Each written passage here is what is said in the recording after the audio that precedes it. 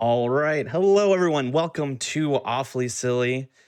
My name is Conception. I'm going to be the host of the show, and we just have a dandy of a show here for you today. I'm very, very happy to be here to showcase the Awfully Athletic episode of Awfully Silly. Before we get into it, though, just want to go over a few things, make sure that y'all know what's going on in GDQ land over here. So first, Unapologetically Black and Fast is coming up. In this new recurring Hotfix marathon, Black runners are front and center in a celebration of Black joy. The first iteration is running February 12th and 13th for 12 hours each day. The schedule is out now, actually. If you want to take a look, you can find it at gamesdonequick.com/hotfix. I encourage you all to go over there. That schedule is absolutely incredible. You're just going to love what you see there. If you happen to be watching on YouTube, go on over to twitch.tv /GamesDoneQuick if you're interested in looking at our live content, which starts most nights at 7 p.m. Eastern Time and weekends at 1 p.m. Eastern Time. Your subs and bits over here at Twitch help support weekly Hotfix content. So if you are enjoying these Hotfix shows, feel free to support the channel by subscribing or cheering. We also have another event coming up towards the end of this month, which is Frost Fatales. That's going to be held February 27th to March 5th. You can use !FF in the chat or go to gamesdonequick.com/framefatales to get some more information on that. Speaking of stacked schedules, that is an incredible one as well. Alongside our recurring shows here, GDQ Hotfix also has multiple week-long events with Frost and Flame Fatales, which are these women-led events that are twice a year supporting other great charities. So with Frost Fatales coming up at the end of this month, you will not want to miss it. If you have been enjoying Hotfix shows for some time and you have some ideas for your own show or for your own one-off event, feel free to go to gamesdonequick.com/hotfix to submit your ideas so we can get some new and interesting shows here on the channel. Finally, we are the only show on for this evening, but you can tune in tomorrow for Random Number Generation, which starts at 7 p.m. Eastern and followed by Aimbot. Random Number Generation is a run that features, this randomizer adjacent content, and Aimbot is a show that features speed runs of shooters, first person, third person, anything that you can imagine, really. So those are two excellent shows that I encourage you all to check out. But for now, we're here. We're ready to enjoy Awfully Athletic, this awfully silly special episode that features sports, quote unquote, games. But this first one is by definition a sports game, which is NCAA Football 2005, which is going to be ran by SSK, Seldom Seen Kid. How are you? I'm doing great, Conception. How are you? I am doing excellent, and I'm just very excited for you to show off how in the world we can run a football game. Oh, it's gonna be a great time. All right, well, the floor is yours. All right, so first I want to show everyone something weird about this game right off the bat. So I'm going to be playing against Dartmouth. Dartmouth is a team. The players' overall rating is like their general skill, how good they are at the game, or how skilled they are at playing their positions. And Dartmouth is a 1AA team, so they're not as high. The ratings go from 40 to 99. You see a lot of the guys are in the 40s and 50s on this team. But they're there for the academics. Yeah. Dartmouth Ivy League school, prestigious academics, not cheap by any means. If I go over to the depth chart, which shows you what players are going to be on the field at each position. All of the players are in the wrong. All of the players are in the wrong position on the depth chart. There's if I go to LOLB is left outside linebacker. It's supposed to be this guy, but this guy is a 40 overall who plays left guard, who's just in the. And I didn't change that. The Dartmouth is just coded weird or some oversight or some reason or something. I have no idea what caused that. But Dartmouth is doing. Does that mean that when you start a play, those guys will just be in the wrong place all the time? The guys are still lined up. It's just that they're bad at their jobs. Anyways, I think I'm gonna get into playing the video game. Oh, also you can play as mascot teams. We're gonna play as some Gophers because I think Gophers are cool. I'm also gonna choose the Illinois playbook for reasons that we'll get into. And cool. Time doesn't start yet. Time starts when I choose the when I choose the first play, and I'll let you know. I'll give a countdown to when that is. Yeah, I'm joined here by Zabogo, by the way. Hi, yeah, I'm Zabogo. I'm not an NCAA speedrunner, if such a thing even exists, but I'm excited to be along for the ride. And what a ride this is going to be. I can't wait to show this off. Oh, it's a beautiful night game. Looks cold. Yeah. There he is. There's our hero. looks like a good night to be wearing a giant gopher head instead of your helmet. Oh yeah. Lots of padding there too. Oh, they chose kick. Okay. You can get some good holding calls with that tail. True. So I'm gonna hit a button, and that's gonna start the time. From 5, I guess. 5, 4, 3, 2, 1, go. So the reason I wanted to be the away team and play in the Dartmouth Stadium was because I was hoping that. Oh, please? Okay. I was hoping that Dartmouth would choose receive when they won the coin toss so that they would start with the ball, but that's no big deal whatsoever. It's a little time loss, right? If they start with the ball, they only get it once. I mean, I don't... not really.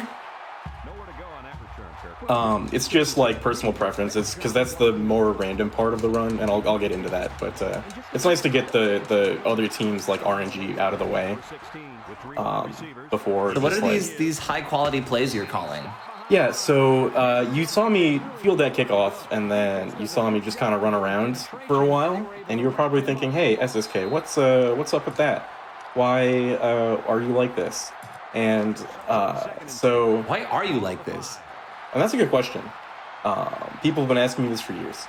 And with respect to this game, with running this game, I guess we can just explain the mechanics of football. So you see in the top left corner, there's a 4-minute timer that counts down.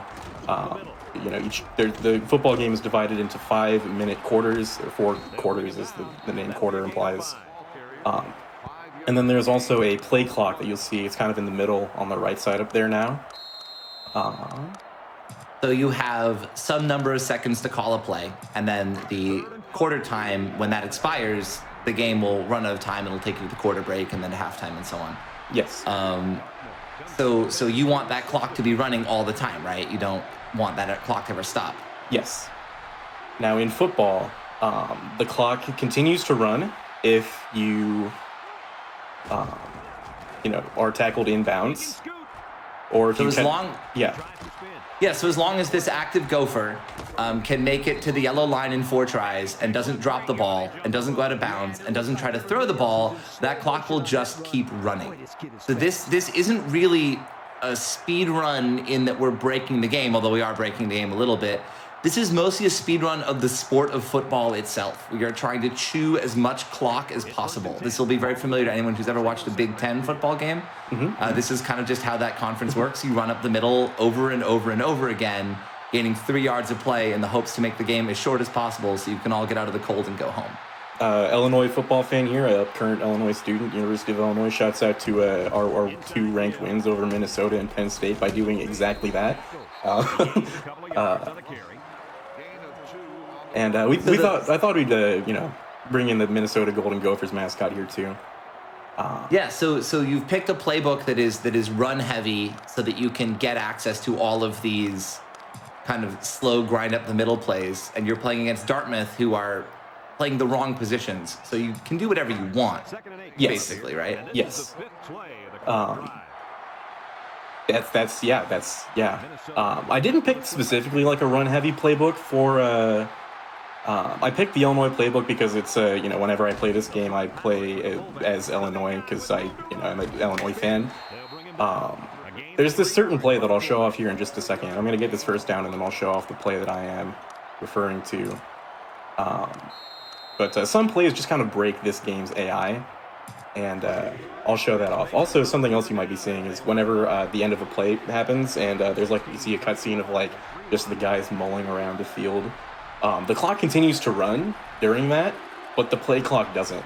So I don't want to skip the cutscenes at all. It's the most unintuitive speedrun and it's more not breaking the game so much as it is just like gameplay not as intended. Oh, it's 4th down. Okay, I'm gonna. You got to get that half a yard. Those Gophers really need to pick up a half a yard, or else this drive is over. Yeah, or else my drive is in jeopardy. My pace, my speed. It's a good thing that Double O can give it to Double O there, and then Double O can block for Double O while Double O runs up the middle. Yeah, and don't forget Double O can help out Double O with the block. Maybe if Double O and Double O both team up on the one guy, you know? It's a good thing that one guy went to Dartmouth and weighs 93 pounds and he's playing the wrong position. I kind of feel bad. Can you imagine being one of like the real world players who like went to Dartmouth? Like you were the quarterback at 2005 Dartmouth or whatever, and like you fire up this game to play with your friends and you're all excited, and they've got you like lined up as a halfback or something, and you're sitting there in your dorm room on your Xbox with this game that you are featured in, and they managed to get both you and all of your friends to play the wrong positions. That's incredible. Like, it would actually be on brand for EA Sports. I would be unsurprised at all. So what's this play? So this is a trick play. I'm gonna dive here because we're getting towards the end of the first quarter here, so I don't want to like, run too many plays. The play clock always starts at 25 seconds, so when I get close to that, I can just kind of like not worry about calling a play because I'm gonna have to, So that's the end of the first quarter. So now I'm gonna mash A and call a play as fast as I possibly can, and because now the clock's not running. The clock is stopped, so I'm mashing A to start the play. And we got there. All right. And we're running around. So that trick play that I ran earlier. You're going to run it again, right? Yeah, I'll run it again. So it's I'm hitting the play that's next to the X button there. It's called wide receiver option halfback pass. So the quarterback takes the ball, hands it to the wide receiver that's running across the formation. And it's an option play where he can either run it himself or pitch it to the halfback. Or the halfback, when he gets the ball, he can run with it or he can throw it. So it's a passing play. So the defense all thinks it's a passing play, not realizing that I don't have any intentions of passing the ball. So they're just going to stand here and look at me because they're expecting me to want to throw it at some point. And the clock is running this whole time. Yeah, the clock is running. You're just vibing. Yeah. Not only that, but we can also make this even. We can also do the advanced version of this strategy that I'll show off now. Oh, get mode over. Oh, did I get there? Was it 4th down? I kind of went behind the first down. You got a little cute there, but I think you did truck that guy over the line. So we'll check forward progress. Ooh, okay. Well, that's okay. I'll just run it again. I'm in the wrong formation. Gun bunch. I don't know much about modern Madden games, but apparently gun bunch is the meta. English is hard. This is some like actual competitive Madden strats. If I were to line up in a modern Madden tournament as a team full of 300-pound Gophers, these are definitely the plays I should call. You're gonna want to run gun bunch, and that's all I'm qualified to talk about. Okay, that was a bit close. Oh, that was a bit close. Scary. So that was a little scary. We're gonna get Gophers the first down. got good hands over there. They got through, but we managed. So, that was one of those moments. This is why SSK is the world record holder. Is those kind of clutch, like you got to bring it out in the pinch, 4th and 1. Maybe we're not going to make it kind of plays. You got to be able to think on your feet to be a top NCAA football 05 runner. I got to tell you. Anyway, so you also have to spend like $3 at your local game store to find a used copy. I was surprised. This was like 10. I was surprised that, but it was the last one, so I understand that the rarity. Isn't like 14 the gold standard? I feel like the referee. fumble. So the referee was standing in the guy's way, in the way of my Gopher. And because the referee was standing in the way of my Gopher, the Gopher like ran into the ref and was thrown off his track, and couldn't catch the ball. But we got there. That's another scary moment. but it's okay. That's what you get for playing in a D2 stadium. They don't have the best refs in the Ivy League. This is not like high quality Pac-12 reffing. No, definitely. A couple of questions, if you don't mind. Go for it. Awesome. So one, this is kind of like a two-part of one question actually, because there's some people in the chat weirdly enough, the one player exhibition percent exhibition category listing here is not clear, I guess, strangely. So can we, if you don't mind talking a little bit about what exactly this category entails as that we're watching here? Yeah, so we're doing the one player exhibition category on speedrun.com. The name of the category is one player exhibition. And I'm giving you an exhibition of exhibition mode, one player exhibition mode. It's simple. Mm-hmm. Yeah. Yeah. Also, because it's a passing follow-ups. Once I pitched it to the halfback for this trick play, I can press a button to view like passing mode, which gives me a view of where all the receivers are downfield, but it also shows me where all the defensive guys are that are trying to chase me around. There's a really wonderful John Boyce video where they do literally this for like 50 minutes.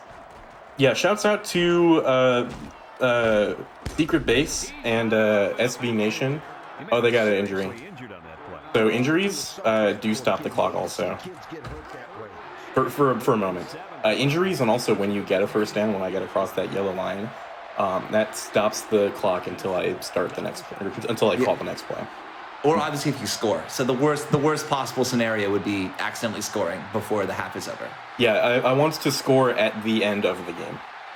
Like as time expires, that's when I want to score. Yeah, that kind of answers the second part of my question, which is, does this category have winning as a condition? So it's some football category. It depends on the game and what the moderators say. The NCAA Football series, the condition or stipulation, I don't think it's actually specified, but I just assume that you have to win for the run to be valid.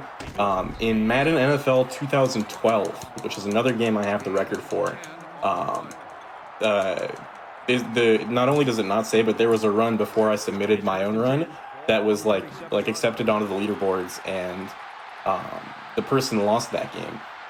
So what I did then was I did this same, running around, just having fun, having a good old time. Pardon me. But then I ran backwards at the end for a safety, and that's even to lose 0-2. Yeah.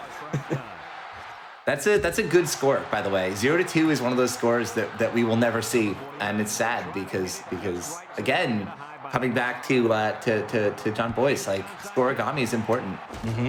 Mm-hmm. I was just about to say that would be a scoregami for the ages. So you might just be wondering, what did I just watch? So at the second half, there's another kickoff, and we did an onside kick, which is a short kickoff to, in real life football, owned.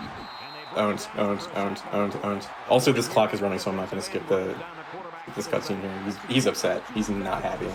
Well, he just got killed by a gopher on live television. This is live television. Literally, I feel like Tony Romo over here. I'm just calling these plays on live television. What was I going to say? So for a kickoff, the clock starts whenever a player touches the ball. So an onside kick is shorter, and it kicks the ball like straight at the players, so that the ball isn't in the air, so that the clock isn't not moving for as long. Does that make sense? Yeah. So that was also just a good example we saw of the risk of the AI having the ball. They threw an incomplete pass, so that did stop the clock. Add a couple of seconds to the speed run by stopping the game clock, because we could not get the Gophers to kill the quarterback before he threw it to nobody. Now on defense, there will be a defense select a play like text box that shows up. And then after that, it'll start say defense select a play and a timer that counts down from 7. Once the countdown starts, the play clock does pause. So I want to, and then it's like the opening kickoff where I'm just going to run backwards for a bit. And well, because the more yardage you have, the more time you can kill. Yeah, if I have all this green open field in front of me, I can waste so much time. This really is. Every speedrun is obviously about abusing the time of the game, but this one really is just about tactically wasting time, which is really it's special to me. As someone who speedruns a game that's all about precision and tricks, and having a game that really just fundamentally comes down to like how much time can you spend having a gopher run in circles? Yeah. Really, there's something kind of meditative and calming about it. I like the I like playing as the Syracuse mascot, which I don't have access to right now. This is a fresh memory card, but the Syracuse mascot is just don't know the Syracuse mascot. Yeah, you should look him up. It's one of the greatest mascots in all of sports. If we're telling you to look up mascots, also check out the Stanford mascot and the Western Kentucky mascot. So funny story. I have actually been the Stanford mascot. Oh, really? Yeah. So I was a member of the Stanford marching band. So apologies to anyone who I've ever wronged on a Rose Bowl field. But I was a member of the Stanford marching band, and there was a day when we needed the tree to be in multiple places at once.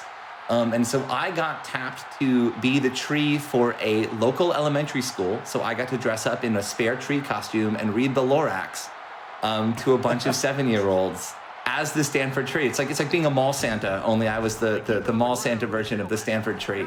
One of my proudest moments of my life. It really kind of peaked out there, and it's all been downhill ever since I got to be the tree. I'm picturing a mall Santa sitting in front of a guy in a tree costume instead of a real tree. That kind of was the energy. I mean, this cursed palm tree with googly eyes. I am the Lorax. I speak for the trees. I speak for the trees. For the trees have no tongues. It was pretty magnificent. The mascot mode moment and personal highlight. Yeah, shouts out to the marching band. Are there marching bands in this game? Does 04, 05 have marching bands? No, I mean the music on the menu screen is all like the band's music, like all the fight songs, and there is a mention of one of them in something I'll show you a bit later. Conception did ask me for any special treats, and there is something cool that I did want to show off. Also, I didn't tell you about. Is it related to cardboard signage? No. Because that is another feature of this game that I love, is you can create custom signs for people in the crowd to hold up. So you could embed Easter eggs and insults for your friends you were playing with, and when the game goes to a timeout, random low poly crowd members will be shown on camera holding up signs that say things like, I don't know, whatever immature thing you wanted to tell your friend when you were 15 playing Madden with them. And then they've got they've got defaults too. It's like Lee Corso is a football genius. Lee Corso is beloved football commentator, and he's in this game. Yeah, he's the voice, right? He's the person who has your job right now. If you were to play this game seriously. Yeah. There's also the person sitting there with his canned voice lines about how risky that play was, or they really need to open up the field with their passing game or whatever if they want to keep on benefiting from the run. Mm-hmm. He also makes fun of Kirk Herbstreit a little bit, which I'm down for, just universally. That's important. Yeah, you've got to the role of being an EA Sports canned commentator. I'm just imagining these ESPN kind of boomer sports commentators in this recording studio at EA Sports in Redwood City, just sitting down and just being told, okay, you're just going to record 15 different ways to say, I don't like how that looks, Al, so that we can get some variety on our game. Can you imagine being that you're a marketing point. We're getting Al Collinsworth for this game for the 35th time. He's got to go back to the EA headquarters and record the same 12 lines in the same booth that he was in a year ago. And don't forget, they have to say every score number, and they have to say every name. Every possible play. Yeah. Oh my God. Yeah. Can you imagine having to list through every possible quarterback and backup quarterback's name with the same play call for different sacks? Looks like Derek Carr is going to be hurting there, Al. Looks like Tom Brady's going to be hurting there, Al. Delay a game? You say to delay a game? No, it was offsides. The guy just stood up and ran into my alignment. So that's a part of the requirements for this run, is you have to have penalties on. And that stops the clock for a little bit. And the guy, I don't know if you want to run that back, the guy just stood up and ran into my offensive lineman. The Dartmouth guy was just so pissed at your Gophers, he just had to kill your run. Can you guys freaking call a play, please? Imagine watching us take a million years for each play, and we're going to get 5 yards every single play. But you have to just sit and watch us as we That's why the stadium pulse meter has just been at 0 this entire time. There's like 3 people in the stadium, and they're all over here like, oh my god, I should have stayed and studied for my final. What am I doing? When I was in high school, the University of Illinois was giving away free football tickets to like prospective students who were like applying and stuff. And I went to the free football game at Illinois' Memorial Stadium in Champaign, Illinois, and I watched as my beloved Illini lost 63-0 to the Iowa Hawkeyes. And boy, did I get my money's worth for those free football tickets. Yeah, was that the same year that Iowa was invincible and went to the Rose Bowl, and we like posterized them on the field and we did the cow tipping halftime show? Because the cow tipping halftime show is legendary. This was okay, we're good. That was a bit close. Okay, nice, I'm getting nice. crowded. I'm getting crowded. Okay, we're good. I've got more room. Nice stiff arm there. Watch out for that ref. He's a menace. Yeah, this ref has caused me more trouble than all 11 defenders combined. Well, that's because he's playing the right position. That's right. This guy's just dead? What? I've never seen that before. This guy's just hanging out on the ground.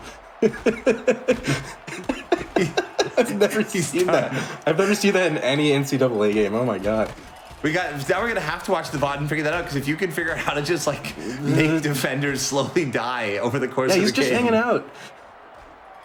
Everyone get out. I just want to hang out with my boy. Hold up. I have no idea how long this play's been going, by the way. It's a pretty good one. Oh, that was the play ever, for sure. I love that the game time isn't on screen while you're running these plays. Yeah, so you actually can't tell how much is left. Yeah. Okay, we have 2.5 minutes of game time, which is also probably 2.5 minutes of time. Ideally, it's close to that. Yeah.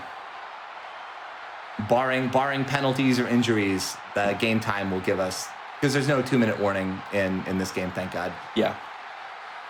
You know why 2-minute warning was a thing? Why is the 2-minute warning a thing? In the NFL, what we're talking about when we say 2-minute warning, in the NFL, in pro football, when there's 2 minutes left in the second quarter and the fourth quarter, the referees blow a whistle and stop the clock with 2 minutes left to go. And that's a rule that they put in because stadiums didn't used to have scoreboards in them, because technology wasn't a thing. In like the so was that a rule just to like update that was just the that was to just tell coaches that there was 2 minutes left in the game, because they didn't know.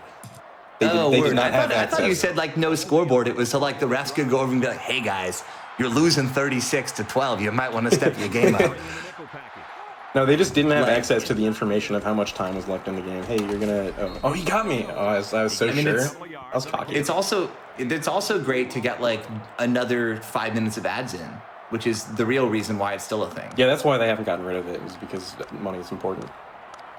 Yeah, like there's one very notable person on the NFL subreddit who gets no upvotes ever, but he posts a detailed breakdown every single game of exactly how many minutes per ad, and then like how many ads per brand, and like tracks like, oh, we had 3 minutes and 23 seconds of Progressive Insurance commercials during the second half, and just like post these long detailed breakdowns of the advertisements during football. And the only thing that it reminds me of is just how heinous the experience of watching football on television is.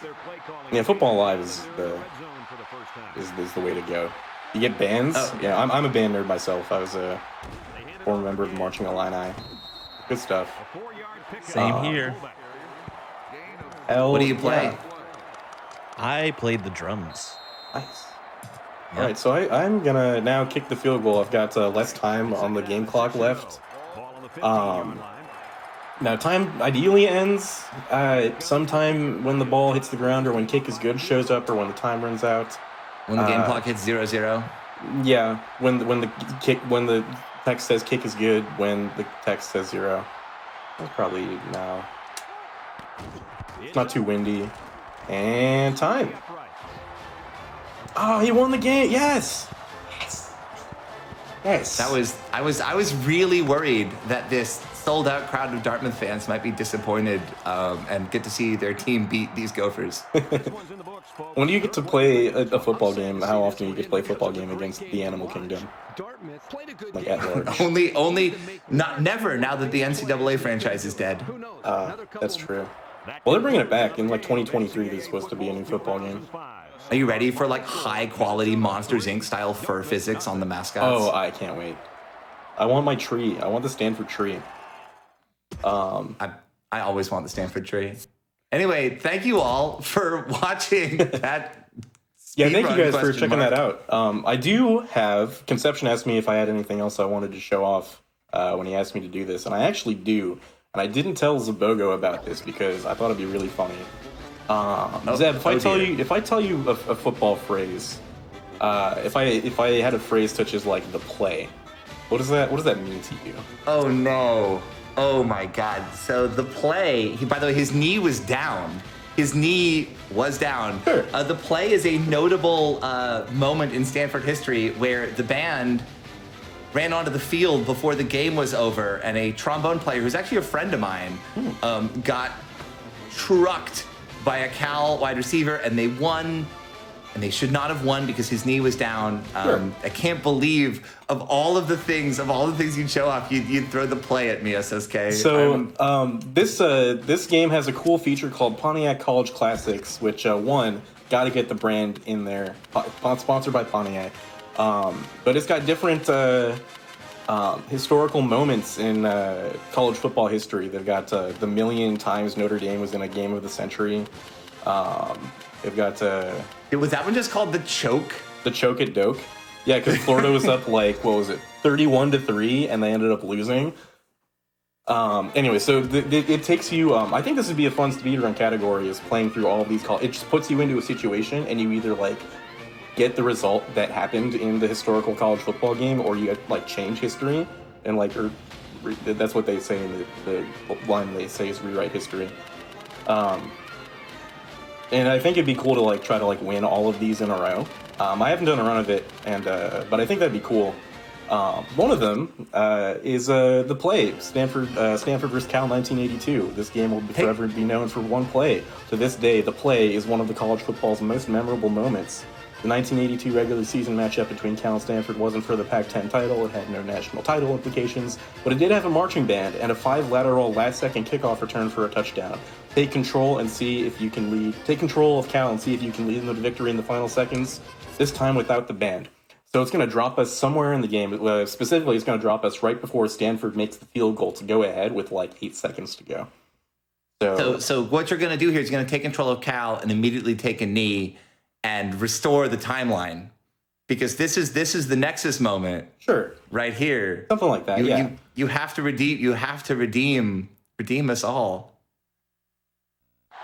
Yeah. So I'm gonna line up and watch them take the field goal. Pump up the crowd a little bit, maybe. That is actually a surprisingly good Cal Stadium for 2005. What? Oh no, you missed the field. What? Well, I guess I'm not losing now, huh?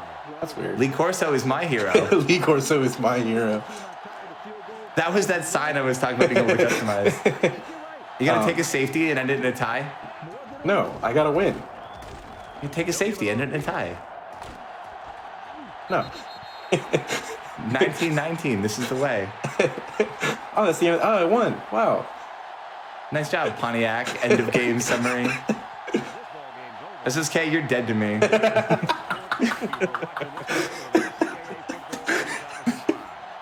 Just for this, I'm gonna go track down a copy of NCAA 05 and beat your world record. Do it. Yeah, if you want to run this game, it's very silly. Is it fun? I don't know. I just had fun. It's fun. It's fun. I like, talking with people and stuff, having a conversation. This is the kind of run that you just kind of like sit in a voice chat and just like talk and just kind of, you saw how much of the game was me not playing the game. It's great. Yeah, and you got a Morrowind speedrunner for your commentary, and I still managed to add something meaningful. I got a Stanford football fan on my commentary, and I was telling Conception, I was like, hey, I've got a great idea. Don't tell Zeb about it. That was like when you joined voice chat, I was like just finishing the hey, don't tell Zeb, but I was worried that you like caught me. Oh my god. It worked out. You do that to me, man. Worked out perfectly. And yeah, and if you did notice, the title of the show is Awfully Silly, so of course it fits perfectly in theme. But yes, thank you so much, SSK and Zabogo, for being here. Any last minute plugs or shout outs you want to do before we get ready to transition to the next round in a few? Can I ask what was my time? Sure, yeah. So it looked like on the match you got a 23-22. 23-22, that's really good. 23-22, that is close to. Yeah, my record is my PB, which is the world record, is 23-14. So there's not if that guy hadn't jumped offside, that would have been a world record. It might have been a world record if that was close. But I stream sometimes on twitch.tv/seldomseenkid. I also tweet sometimes on twitter.com/seldomseenkid61. Thank you, Conception, for having me on. Thank you to the good folks at GDQ, and thank you guys for joining me on this wild football ride. Zed, you got anything to say? Yeah, just thanks for inviting me, both of you. Thanks for traumatizing me with a football memory from before I was born that somehow still gets me. I also stream on Twitch. I also speedrun and go Kart. All right, awesome. Well, thank you again so much for being here and showcasing an unconventional speedrun, but a gem of a speedrun. I really appreciate it. For everyone here watching, we're going to take a quick wellness break. Now's a good time to get up, stretch, practice your school's cheer/fight song as we're getting ready to get set up here for our next run. We will see you here in a few short moments.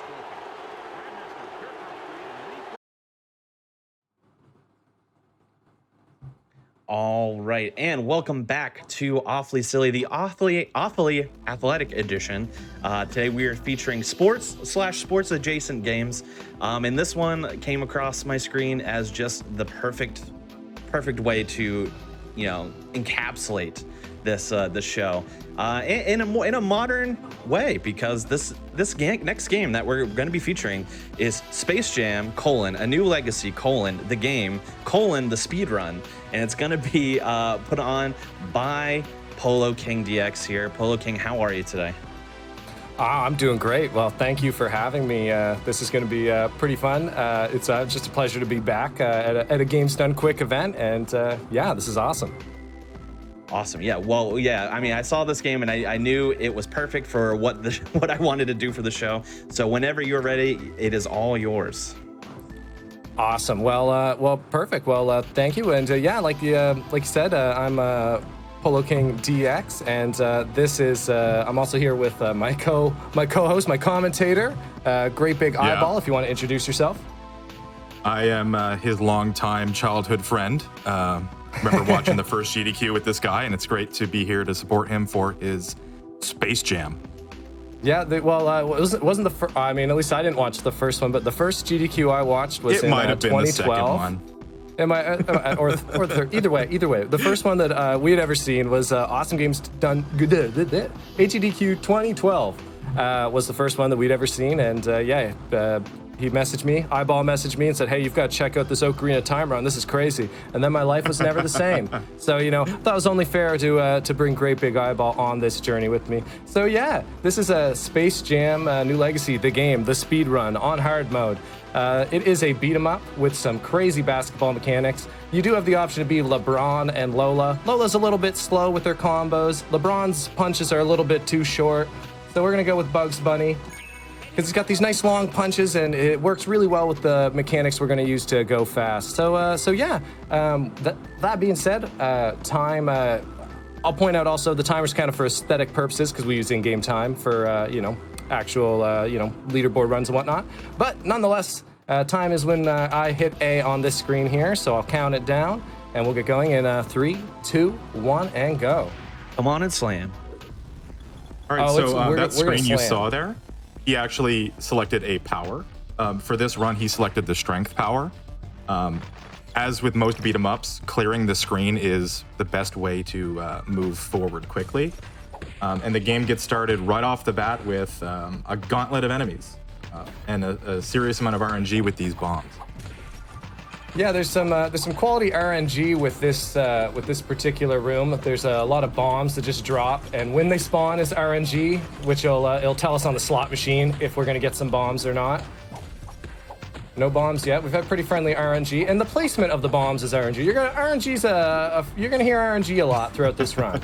Yeah, there's quite a bit of it, and this is honestly quite a bizarre way to open the game. They just throw you straight into this gauntlet of enemies. Oh, and there's some bombs. Yeah. So they're in a pretty bad spot here. Yeah, there's a bit of an awkward spot, yeah. Awesome. So basically, as with a lot of beat 'em ups of this style, you can juggle enemies and you can group them up. When he groups them up, he actually, can clear the screen much quicker, which is going to be his core focus. And he took the strength power up so that he can actually time it for when he has these enemies grouped on the more dangerous screens. Yeah, so now we're in the trash compactor, as I like to call it, the one and only true trap room of the game. There's other traps, sure, maybe some other obstacles to avoid, but this is the trash compactor. This is the one. So we're just gonna button mash our way through here with our strength, and we'll just style on it with the power up for just no real reason, and on into the next room, the pyramids. Just for time save. So if anyone is wondering, there is no actual basketball in this game whatsoever, but there is a basketball. There's it is a the basketball projectile mechanic. There's no baskets. There's no baskets. That's one thing we noticed during practice. There are no nets in this game whatsoever. Just a ball. Not a single one. Incredible. So the ball is actually his projectile mechanic. It's sort of like a Mega Man charge, I guess, or a fireball in a traditional fighting game or beat 'em up. And you'll actually notice here coming up, he's going to be using it for combo potential. So he can actually bounce it off of enemies and continue combos and continue juggling, which is a pretty unique mechanic for a game like this. Yeah, it's a neat way to incorporate a basketball into a beat 'em up. I think anyway. Could be worse. Not the normal strap, there a little bit. I thought I'd just juggle them for a bit. Yeah, it was all right. Yeah, you did great. And you can see here just a grouping of these robots. If you're wondering about the plot, we don't know. We just know that we're in a pyramid full of robots. The plot is well, you're gonna see some floppies in a minute, and that's a theme that you're gonna notice a lot. There's a lot of floppy disks, and we're collecting them. And there's a little cut scene here. I haven't read the cutscene, so I don't know what it is. I think it's the Duke Nukem 1 floppy, and that's the goal of the game, is that we have to get Duke Nukem installed. So this enemy here, this is a regular enemy. They sort of introduce it like a mini boss in this scenario here. And what he did there was he popped the strength power up so that he could just juggle it and clear it as fast as possible. In other games like this, you can knock enemies off the screen, which is a huge time loss. And he's trying to avoid that as much as possible as well. That was a good room. That was a good room. Good grouping on that one. That was actually really good. Now we're into the elevator where we're going to meet Jada, I guess, is how I pronounce that. I don't know. But yeah, they catch the ball, which is convenient because they're just going to hold it right in front of their faces so I can, bounce it right off of them. Yep. And elevators in this game behave like elevators in real life. They fall really fast. You're going to notice this is the part where he actually uses the projectile to clear these barrels. Much like enemies, the faster you clear the barrels, the faster that this segment moves on.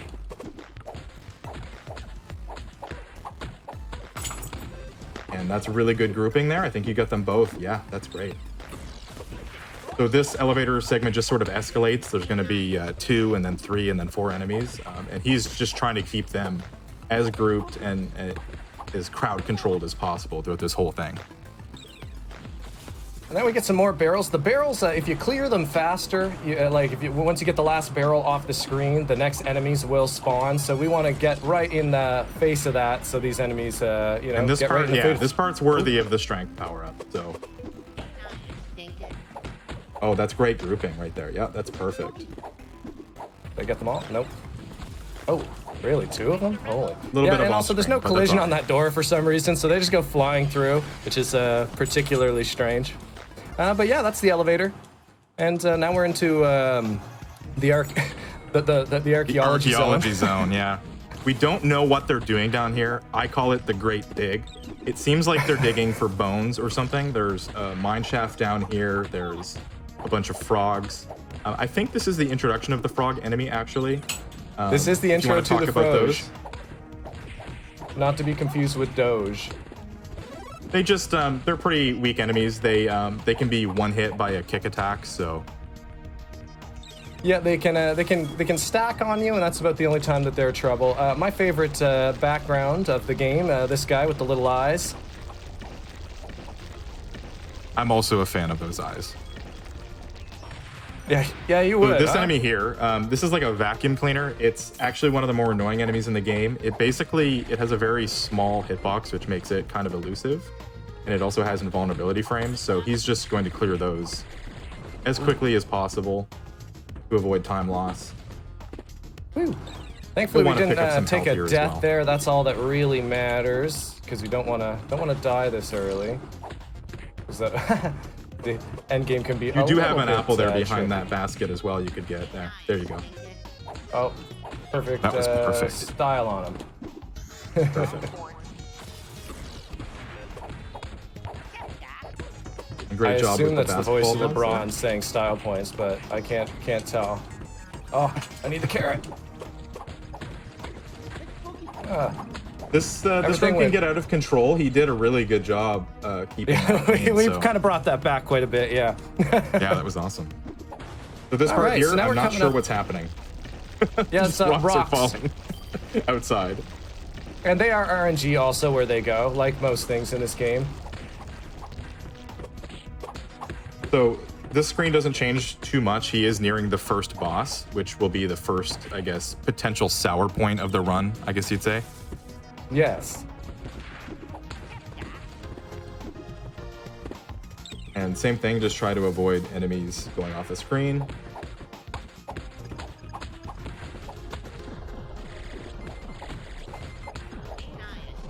Oh, get away from me! Oh, come on. Yeah, the hitbox on that is so huge, yeah.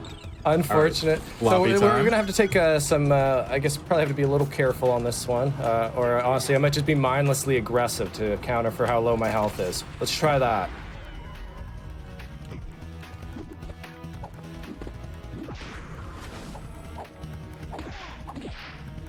This boss can be a little bit sour.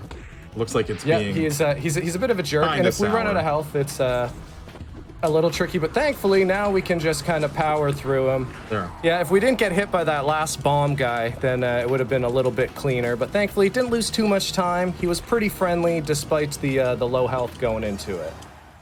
So yeah, now we're going to, I don't know, somewhere. There's a cactus with cheese in it though, so get ready for that. Oh. Yeah, this is honestly the greatest innovation this game has is the cactus that drops cheese.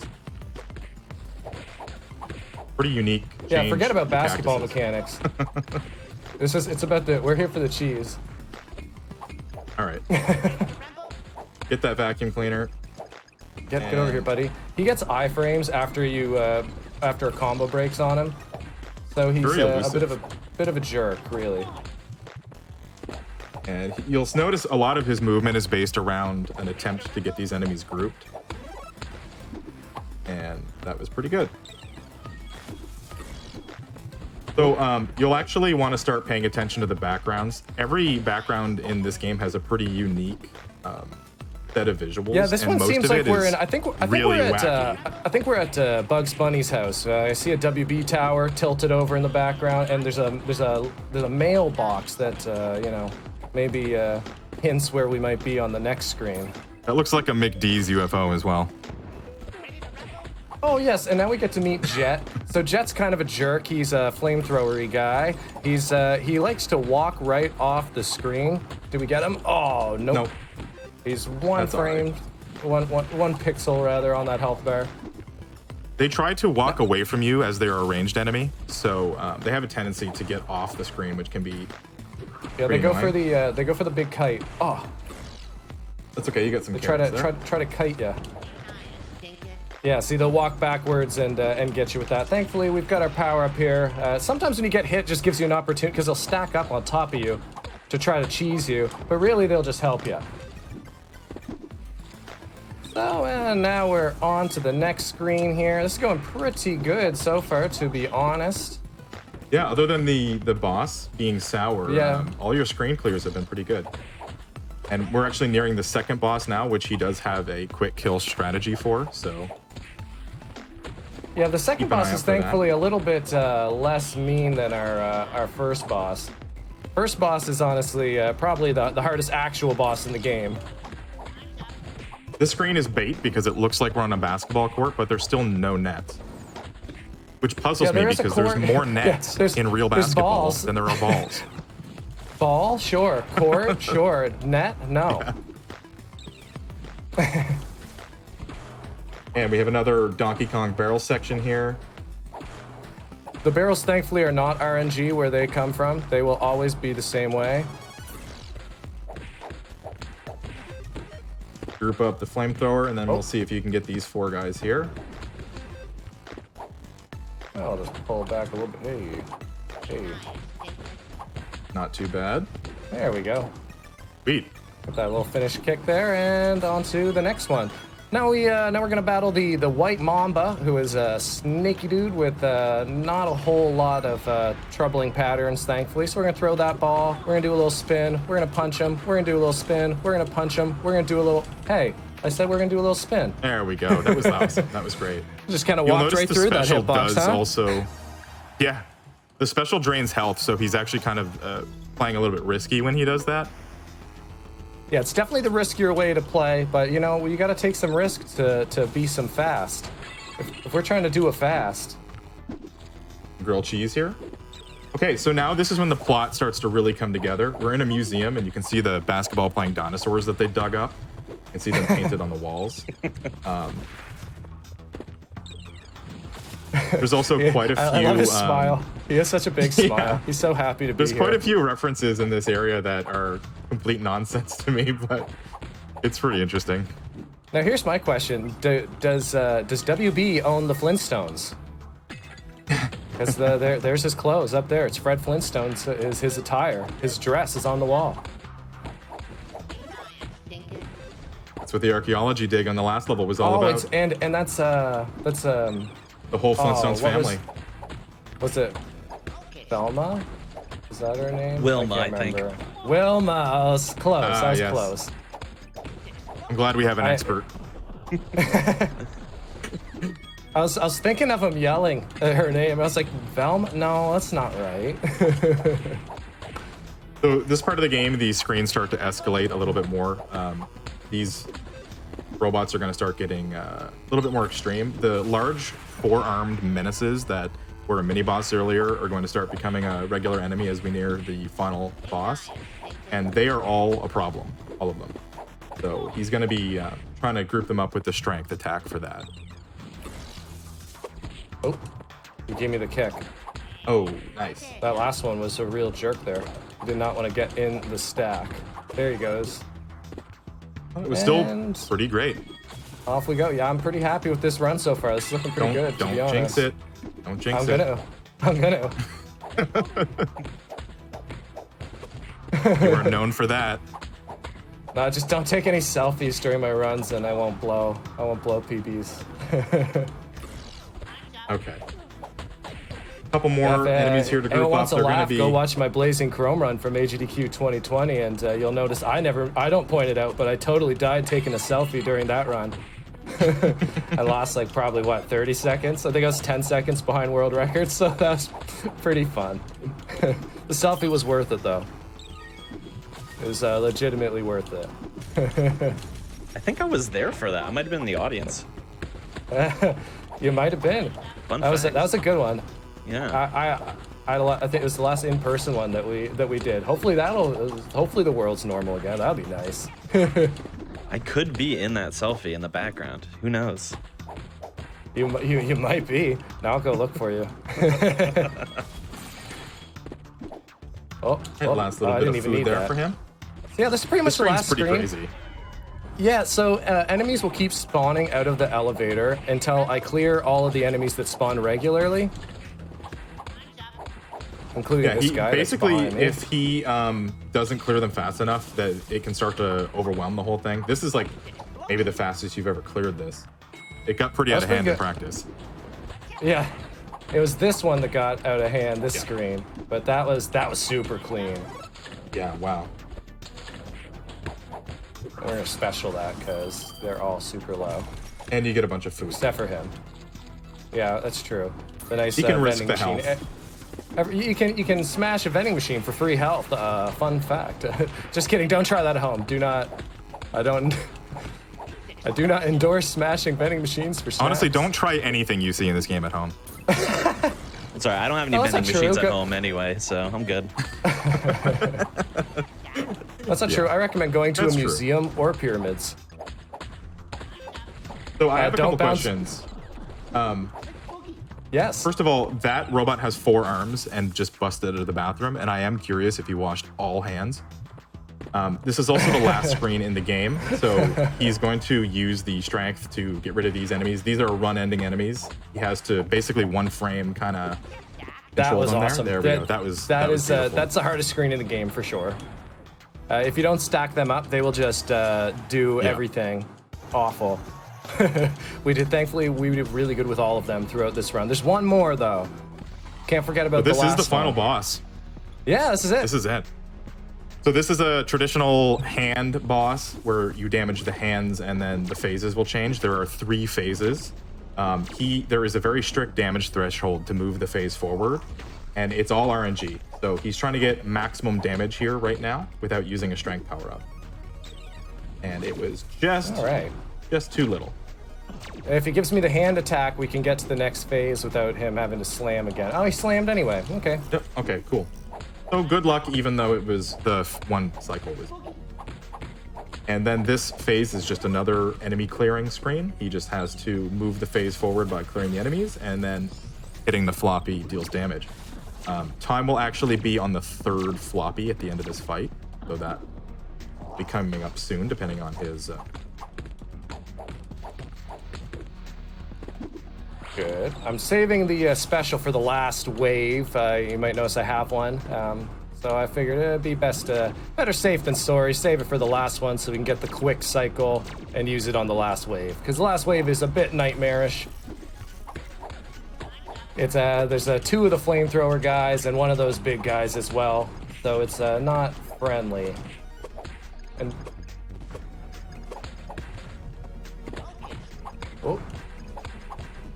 You might notice if you get hit, Bugs Bunny will say, focus. He really wants you to play well. Oh, there we go. That was nice. All right. A little bit slow on that one just because we lost Mr. Bomb Guy, but...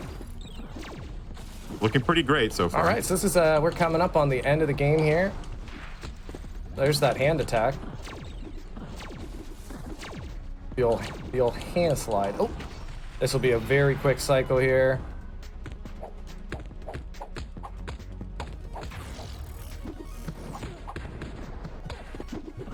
Whoop.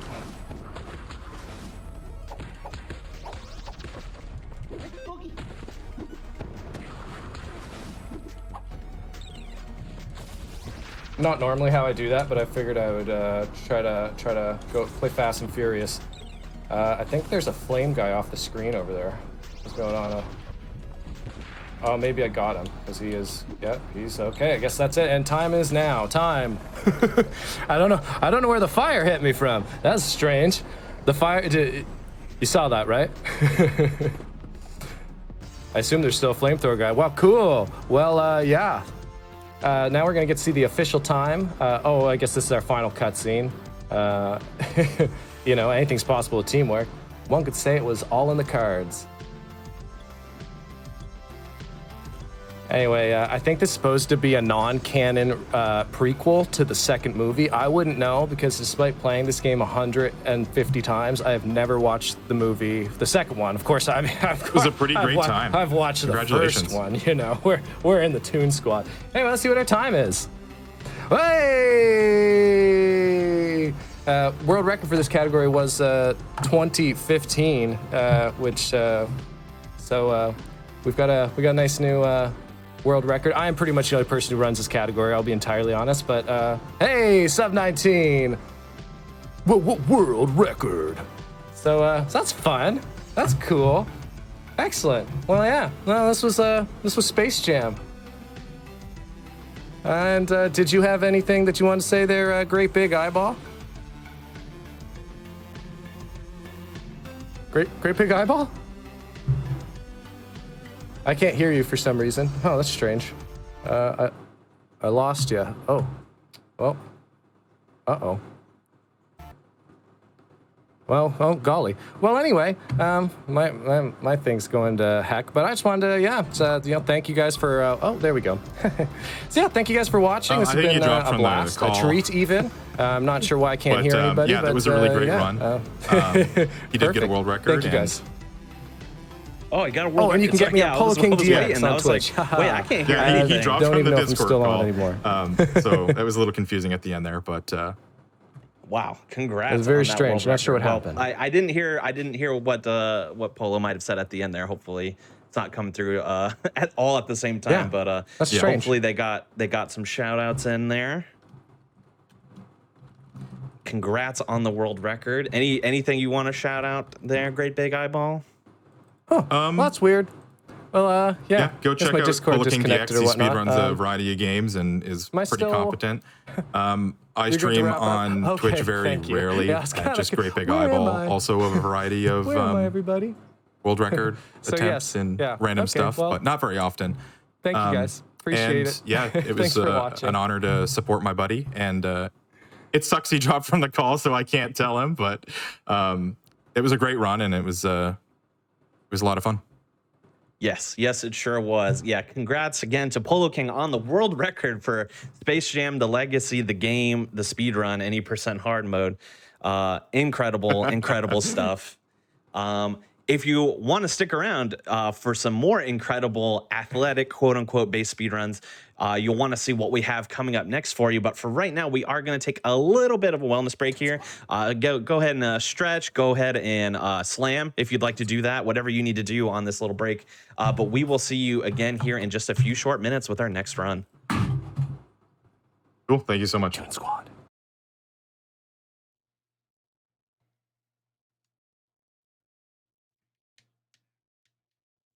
Athletic edition of the show.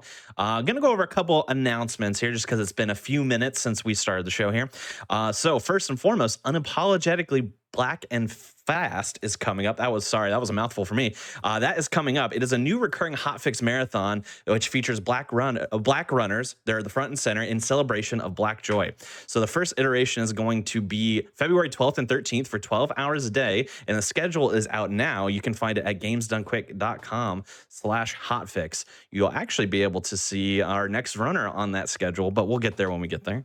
Also coming up, of course, is Frost Fatales, which is going to be February 27th through March 5th. You can use !FF in the chat or go to gamesdonequick.com/framefatales for more info. But for now, I think it is time to move on to what I know to be the best Mario Kart, which is Mario Kart Dragon Road, and is going to be put on by none other than my very, very good friend Ness _.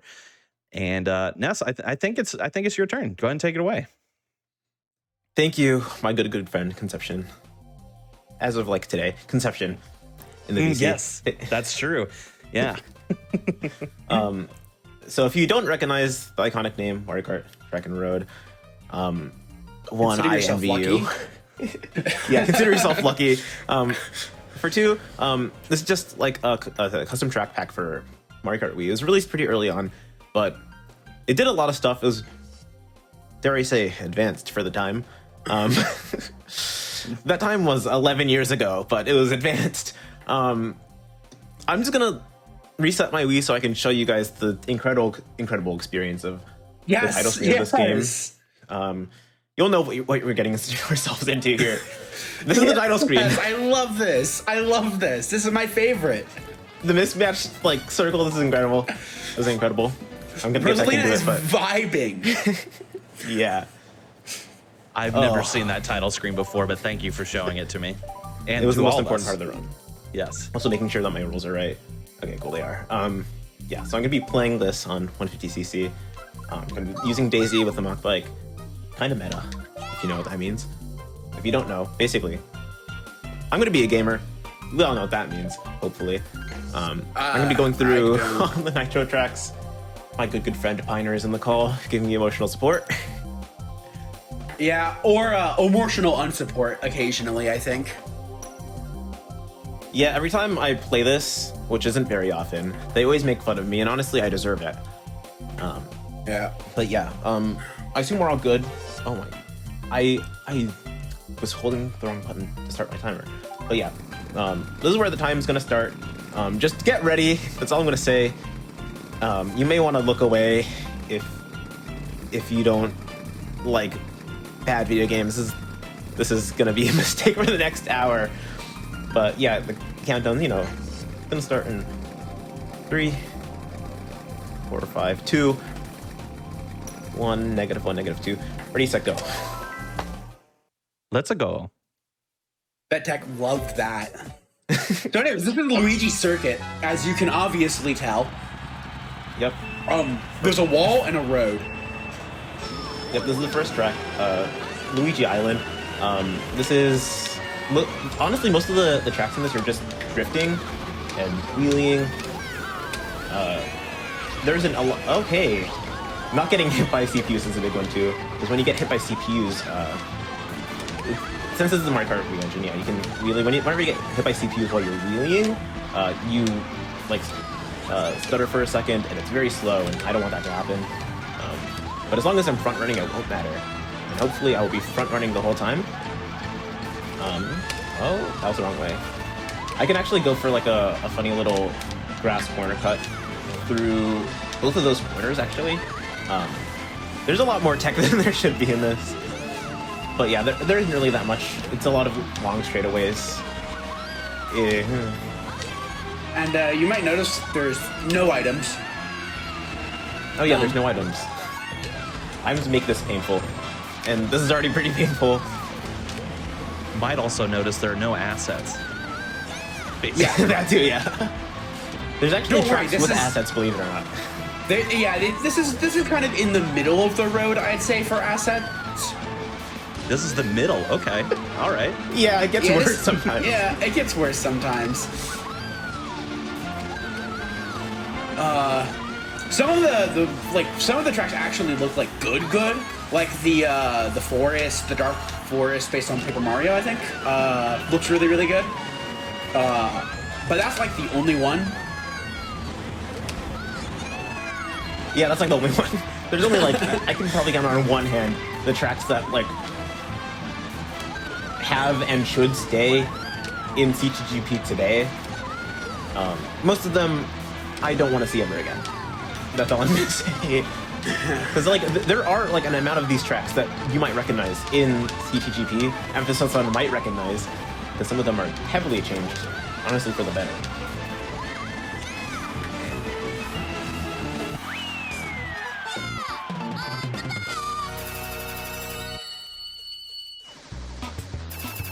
So that was actually not bad, unfortunately. I have splits up. I haven't done like a full RTA in this in a while, but I have done, you know, a few like individual cup runs. Hopefully I can get this. Of course I get this. I went over a death plane. I like swerved around a death plane by lining that up really well.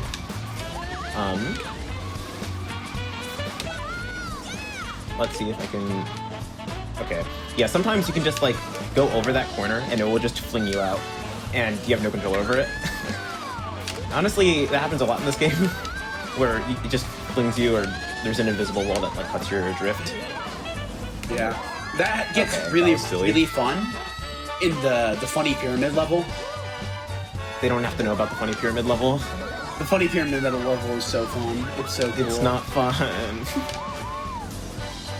I don't want to hear about the funny pyramid level.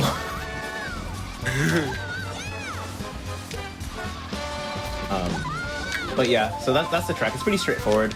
But like the mushroom bouncy part. Oh, I'm not gonna make it. I made it again! What the heck? Winning. Unfortunately. That's really hard, and like I'm not making it look hard. That's like the first time I've gotten it in like a very like long time, in like a week or so. But it's literally just like swerving and lining it up. Hopefully I won't die here this time. I only trick on certain ones to make sure I don't like fall, so I can like control kind of like the speed I have. It's really useful in a handful of like tracks with like those mushrooms. Also, there's a handful of tracks where the mushrooms look very ugly. And I think it's kind of funny. I'm not gonna make this. I made it again! 3 for 3! What the heck? Winning! We're winning! I saved 2 seconds from that. That is the most satisfying 2 seconds that you guys will ever see on the show. Wait, is it 2 seconds per lap or 2 seconds total? Total. Still worth it. Aha, no. Okay, there it goes.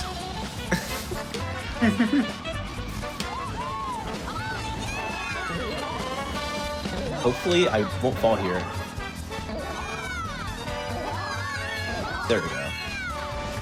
I'm just simply a gamer. It's that easy. Yeah. Speaking of gamers, what's the name of this game again? This game? Yeah. Mario Kart Dragon Road. Dragging these roads across your face, bottom! I hate this. I hate this. Can we ban them? I hate this. Oh my god. This is my least favorite track, which is saying something. Also, I think this is still in CTGP.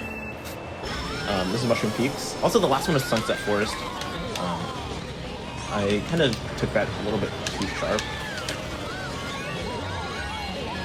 I really love I really love the fog, just with mushrooms protruding for no particular reason.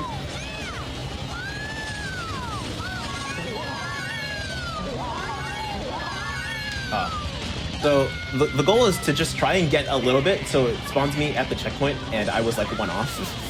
Because like doing that other side is really hard. Like the first part of it is very difficult for no reason. Again? Will that make it? No, it won't. That's so cool.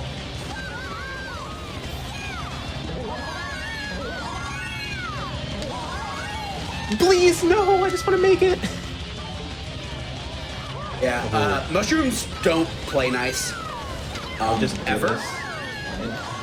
Yeah, sometimes, like, depending on where you hit... Okay, never mind. I guess I'm more practicing than I thought I was.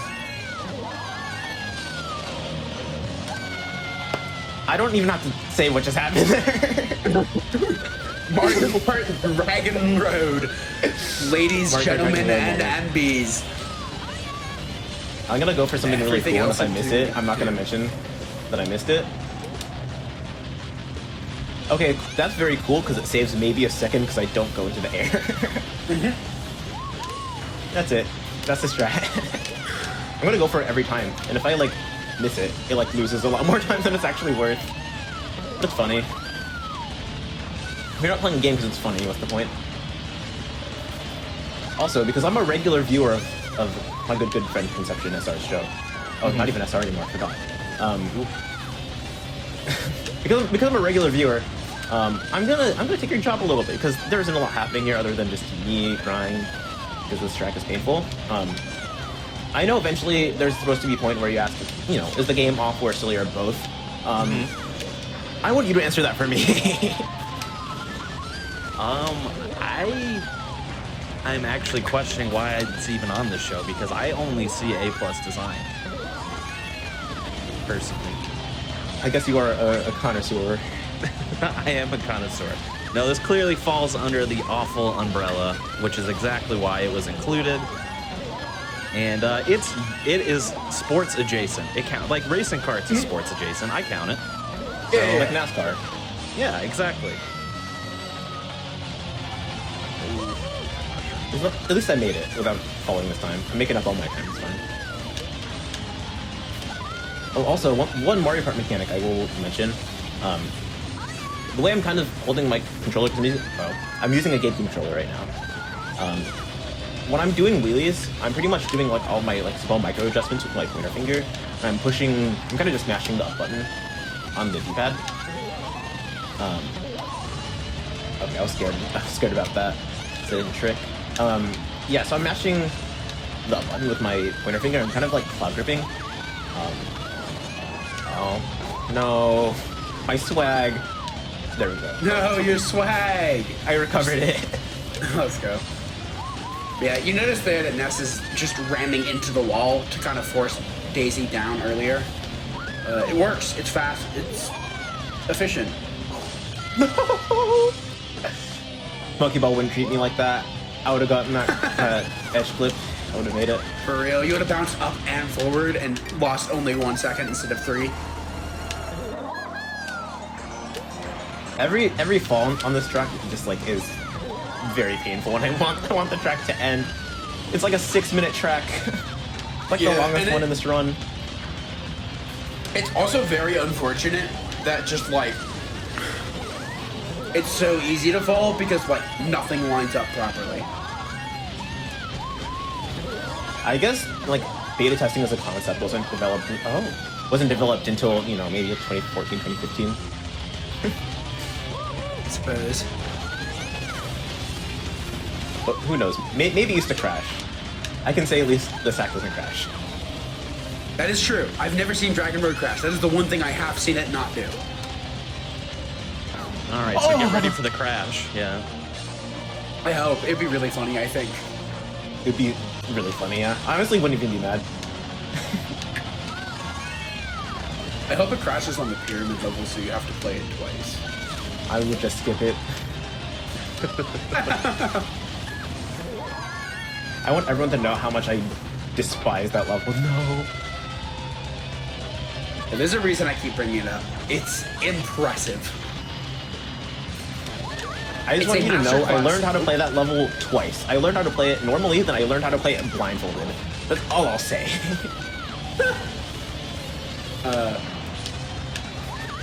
But the pyramid level is a masterclass on how to not model collision.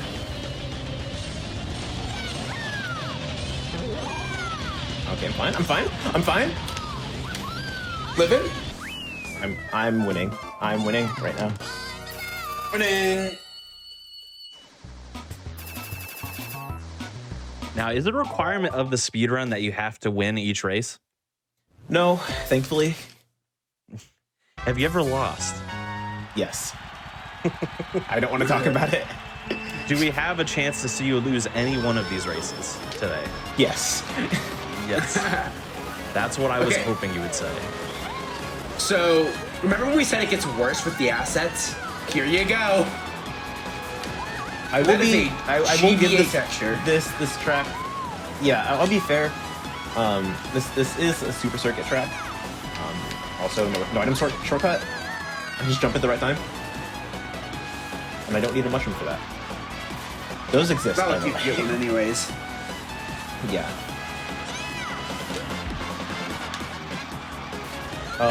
This track actually like doesn't really change very much if I had items. I would just like the only time it would change anything is if I had like a triple mushroom. I could do this thing that saves a couple of seconds, if that. I'll point it out next time we pass it. This track looks like Andy's bedroom from Toy Story 1. I don't know if that's a compliment or not. I mean, it's Toy Story 1, so pre-2000. Oh, yeah, this was 2011. Yeah. I didn't mention it after I passed it again. It was like one of these, but like the one before it. Yeah. We need like 30 mushrooms to get past it. But also, I don't think we should be slandering Toy Story 1 like that. Thank you very much, Conception. I do love Toy Story 1, don't get me wrong. Do love me some Toy Story 1. It has certainly aged, I can't deny that. However,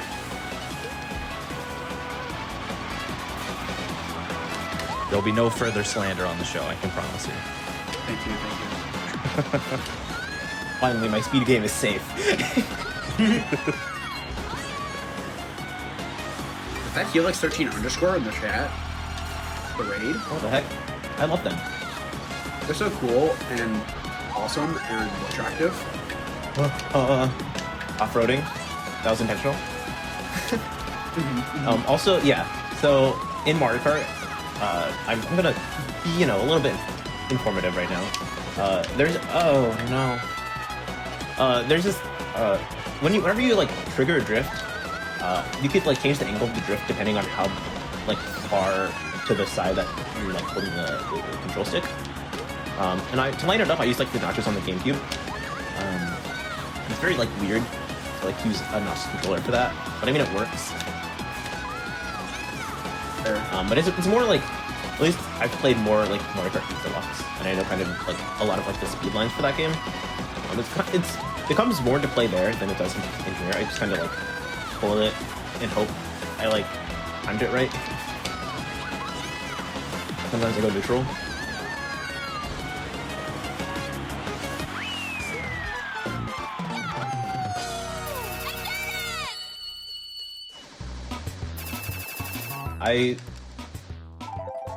Okay, I was about to say, that was like dangerously close to a gold. Except I forgot that I fell. I was gonna be so confused. Also, this is a track that exists. Yeah. This is one of the ones that doesn't actually look that bad. However, as you can see, Daisy is constantly flipping between facing forward and backwards at the beginning of the race, and the camera is directly above her. Why this happens, nobody knows. So you're in the floor, kind of. It's actually worse with big like carts, because you're just like mostly on the floor. And I have not like gotten this to like happen again, but one time I swear I fell out there. Like the race started and I fell out just immediately.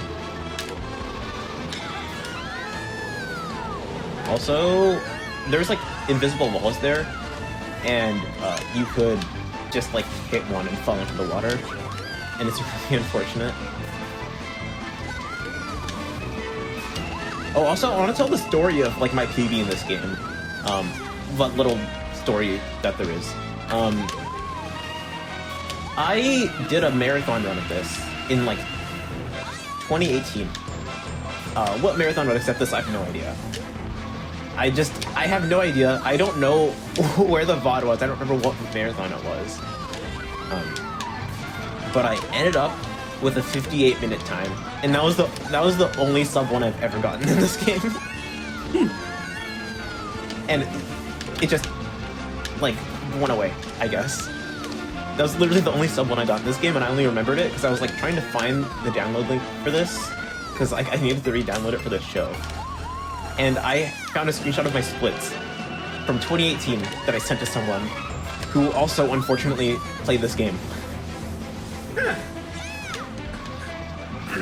Very unfortunate for them. And to be clear, that's the only sub 1 so far. Yeah, that's the only sub 1 that exists for this category. I mean, we're on pace, I promise. Yeah, we're still early into this run. I hope not. I think you should world record. Yeah, if you have the choice. That would be funny. If you had the choice, we'd like another world record, because we did get a Space Jam world record right before this, so back to back. Back to back. Oh, and then NCAA was also almost a world record too, right? Yeah, it was 7 seconds off, I think. I'm sorry, but I'm gonna be letting everyone down right now. Never mind, I just golded. Hey. We're on pace, baby! Unfortunately. So now time for everybody's favorite track. It's just Rainbow Road from Double Dash. Yeah, this is Double Dash Rainbow Road. I don't know if you remember anything about a lot of the Double Dash tracks, but they were all like pretty bumpy. This is no exception, and Mario Kart is really floaty, though it does not mix at all. Yeah, Double Dash is like a lot heavier from what I understand, so like it worked a lot better in that game.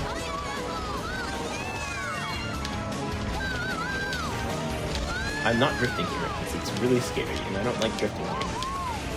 But I will be going for swag all 3 laps, so I think it's fine. Swag is the most important part of a balanced speedrun. Indeed. Oh my god, that was not the swag. There we go, I got it. Cutting the corner by just using a wheelie.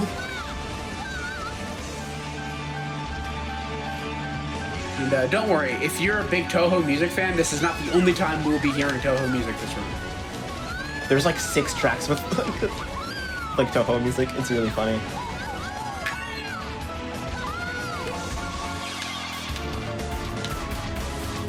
And if I'm good, I can hold my drift through that entire spiral. And if I'm even better, which I'm not gonna even try and do, I could let it go and then drift again. And it's really tight, and I don't like doing it, so I won't do it. And that's how I have fun playing this game.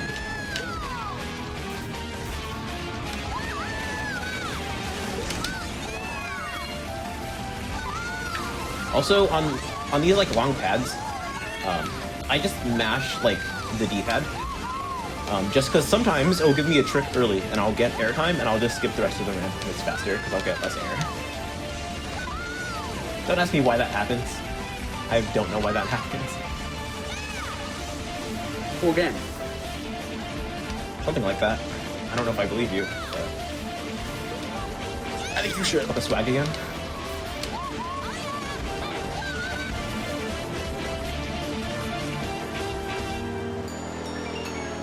Also, on this part, I don't like hold a wheelie just because the track is so curved here. It just like flings you to the side sometimes. Oh, that's not what I want to do. Oh, it's fine, it's fine. I wanted to like start drifting in the air, but it's fine. Also, why is Peach so close to me? You've never been this close to me before. Gal pals! Besties! I hope not. Is this gonna be the L track? Quite possibly. Implying that there's only going to be one. Nuts. Yeah, Peach is moving. You know, honestly, I do hope that y'all are not gal pals and or besties, because Peach does not deserve Daisy in the way that Peach should not be forced to put up with the shrieking siren that is... I don't know her full name, but I'm just going to say Daisy. Daisy. Daisy Sarasa Land or whatever.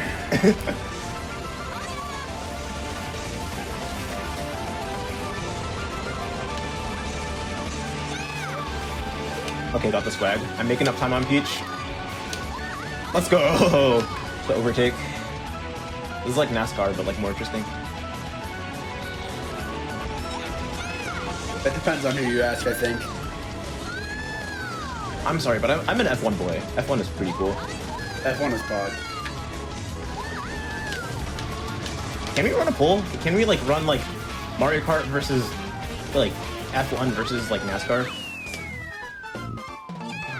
That'd be fun. Wait, so Mario Kart versus F1 versus NASCAR, or just F1 versus NASCAR?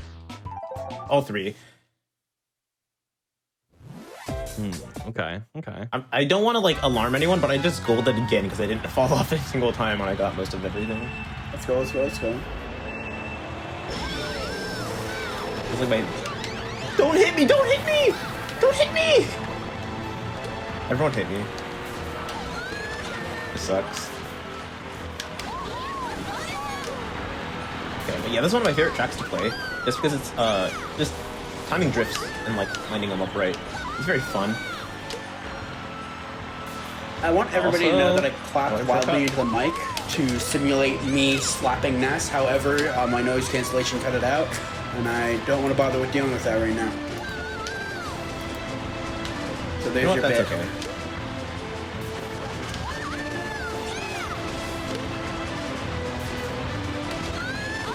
There's actually a time in this run where I would use a heavy cart, a heavy bike, the one where you can off-road and it's fine. No! The challenge there is to not hit the oil. And I thought I was gonna be in it, so I went out a little bit to try and go on the outside, which is a fun backup. But I messed that up. But it's fine. But yeah, the one where you could basically off-road, and there's like a big off-road section, that part like along the top right, that's all off-road. And until I started using like Daisy, that was faster.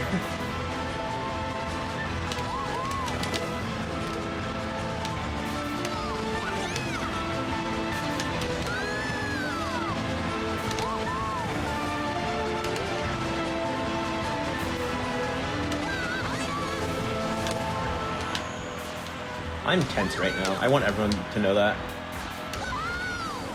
This track is just really tense. And then the next one is too, but like for a completely different reason.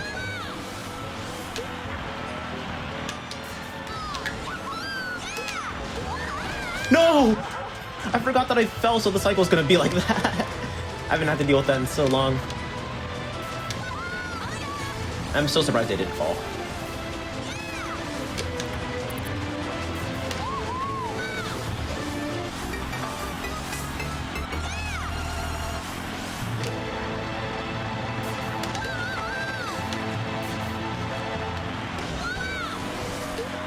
So hopefully I won't fall anymore or get hit by the big chain chomp that's going around the track on the cycle for some reason. But I will just keep playing as good as I can, and I just won't. Yep, I'll just avoid him. Totally fine. I got this. It's okay. I'm just gaming. Mario Kart on the pole, as it should. Indeed. F1 better have been second though. Since I can we get a read on the pole since I can't do it myself? Yeah, of course. So Mario Kart won by an overwhelming majority. F1 was in second though, so it was a 76 to 18 to 6. Okay. Percent. I guess it does depend on who you ask.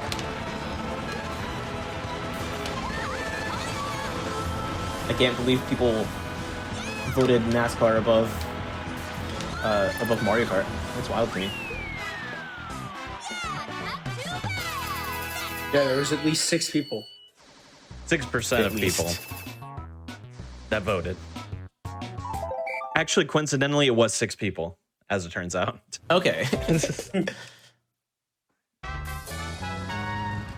Yeah, so this track is very not fun. This is a remake of Baby Park, but there's fire bars and oil for some reason. I forgot that could happen. If you hit that right, you will fall. And now I will lose, because there's 3 laps. Yeah. Losing time. The L track. This is it. Finally, you get your wish.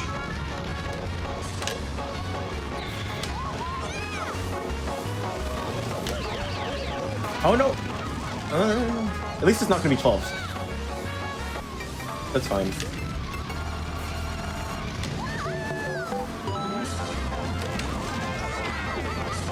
I thought I would weave, and then, oh no! It's not. Oh no! It's fine. It's fine. It's fine. I'll wheelie. It's okay. It's fine. That's the sound of winning. Actually, that's a hidden win sound. This is not a 10th place. What is 10th place besides a 1 with an extra number, right? I guess that's Something true. like that, yeah.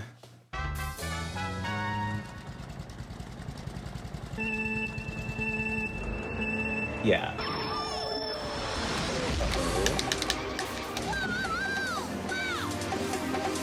This is fine, I swear.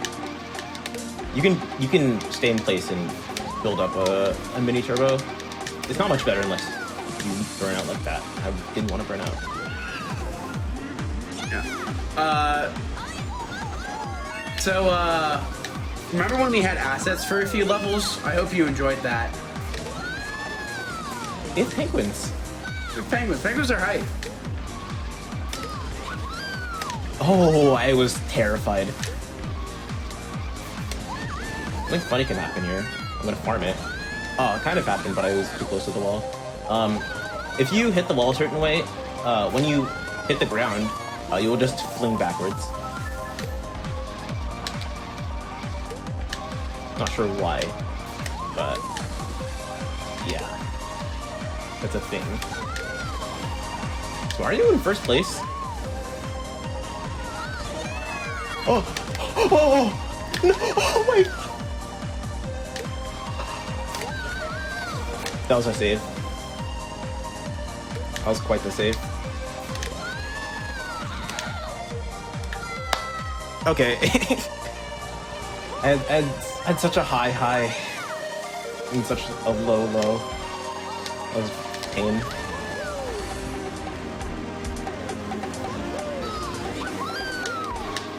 but it's okay. I'm gonna kill him first.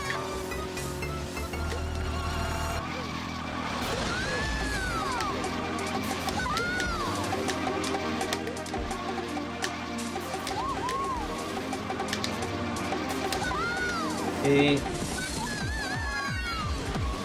Yeah. I want to just like take that super like tight, just because you have so much speed and you have like no room to slow down and turn. It's really funny.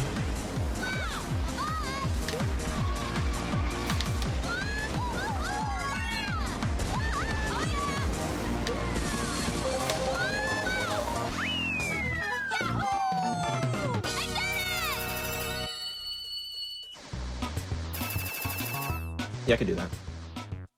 Yeah, I could do that right now.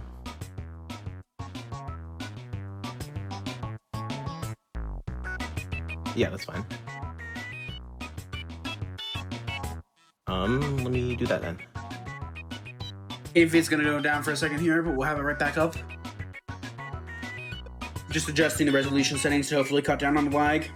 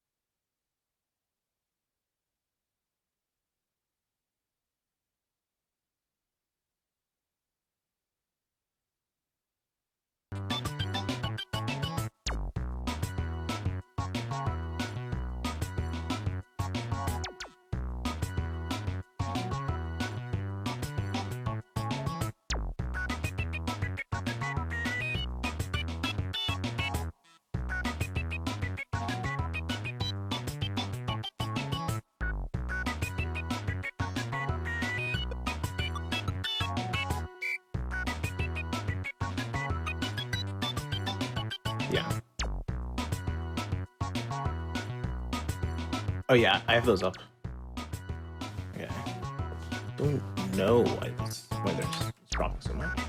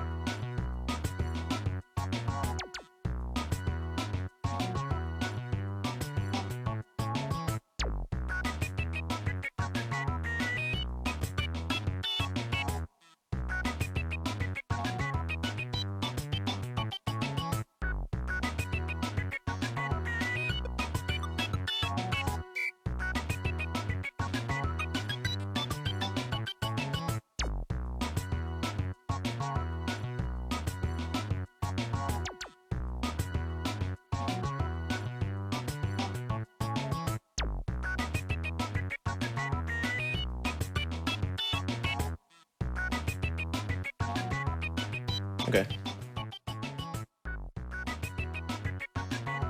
I guess timer resumed in just now. I guess you can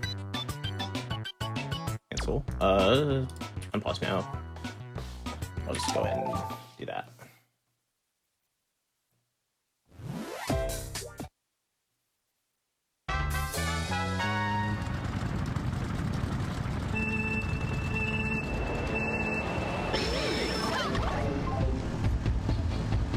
Okay, so this is a strange level. I don't really know how to like describe it other than it's a big like maze,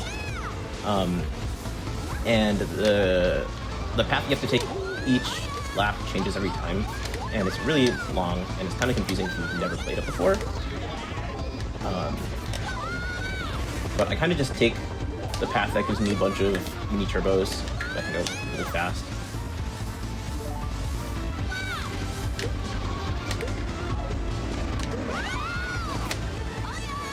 And this part is pretty much going to be the same for most of it until like the last one, but you're going to recognize a bunch of the places that I go to. Of course I get hit. You're going to recognize a bunch of the places I go to between this lap and the next lap. It's going to be a bit more like consolidated, I guess. And for some reason they just make you zigzag around instead of just going straight through. But on the third lap you'll be able to go just straight through.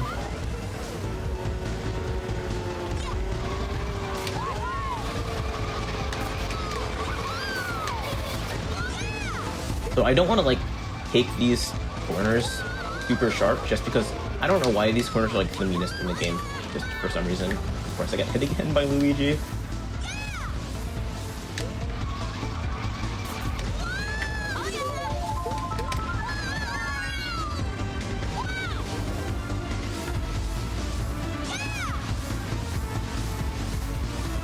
So yeah, I can go pretty much all the way down, and then I could take a very similar path to what I did last time, and I'll end up in a very similar place to last time. And I'm back here again, but just a little bit faster than before.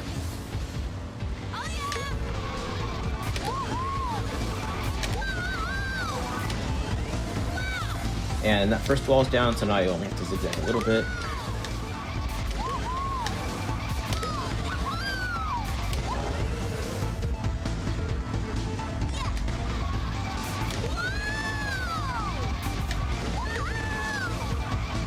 Also, I think this track was in like CTGB for like a while.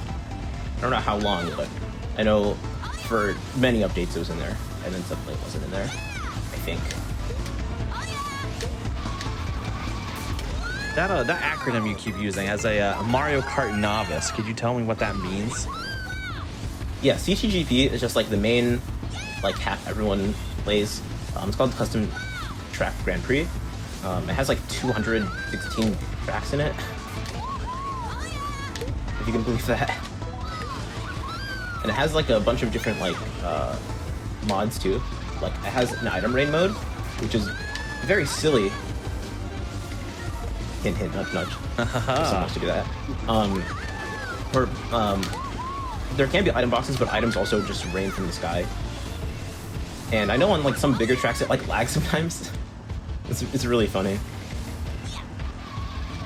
But it's kind of just like the Mario Kart we have. But you do have to play it on like console. You need a disc just because like the way it has to get loaded in. But if you do have a copy of Mario Kart Wii, I definitely recommend playing that. It's actually good. Yeah, CGP is very good.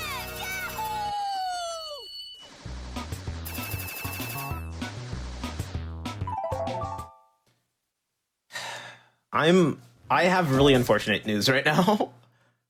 You golded again. Yeah. I'm on the second sub 1 pace, but by like quite a bit. Let's go. I mean, we're not technically in talent, but who's keeping track of me? It's not like there's a leaderboard for this or anything. This show I'm is the only person who can bear this attack long enough to play it for an hour.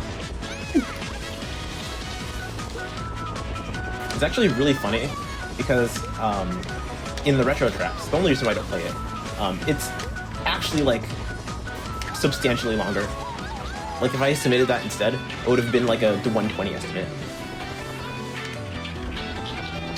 I'm not even joking. It's like that big of a difference in like the length of the tracks.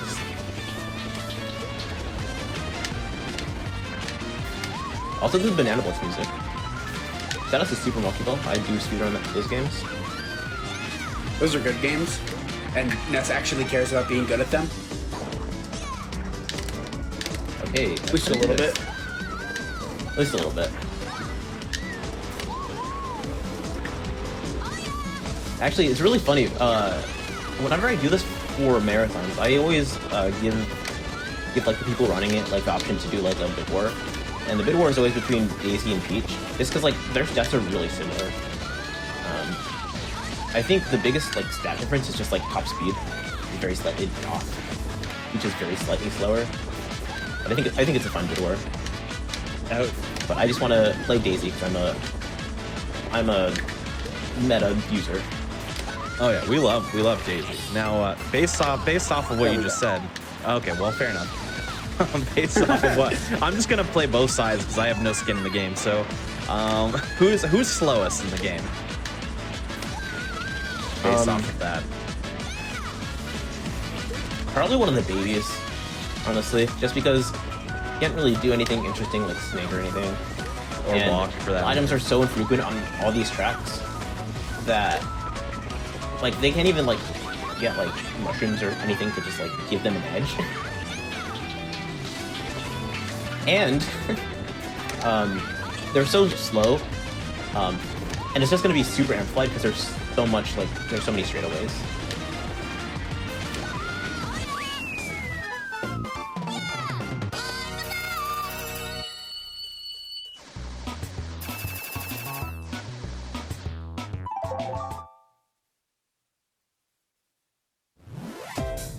I have really, really, really unfortunate news. Why are you playing out of your mind? I don't know. This is awfully silly, not world record show. This isn't another excellent hotfix show called PB Precipice, okay? That's how you say that word? I honestly didn't know how to say that word. Well, at least that's how I say it. I hope it's correct, or else I just embarrassed myself. But yeah, this isn't. Yeah, we're 7 seconds off record, then we get a new record, and now we're on good pace for this one. Come on now. Yeah, I do not want to jinx it, but I'm just... The chat is probably curious, and probably the call is curious, because they can't see my splits either. Yeah. It says my current pace right now is 59.11, and that is 58 seconds off of, like, the 1:58 that I had. Oh, okay.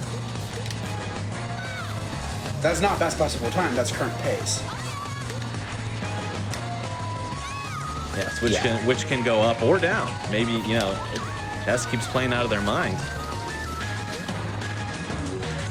You never know what you can see.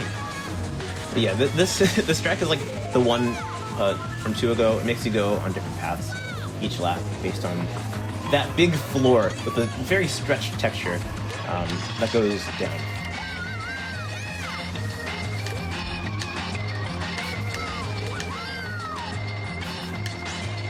Also, I'm sorry about the bitrate. Bitrate problems are no more. I love when people put rates in their games because the bitrate always tanks. It's really funny. Like in Rolled Out, there's this one stage where you have to fall. Rolled Out, for those of you guys who don't know, is an indie marble roller. It's similar to games like Marble Blast and Super Monkey Ball. There's a level where you have to fall for 20 seconds, and the texture on the cylinder they have to fall through is a grate. And people can stream at max bitrate for Twitch, and it just will never work. It's really funny.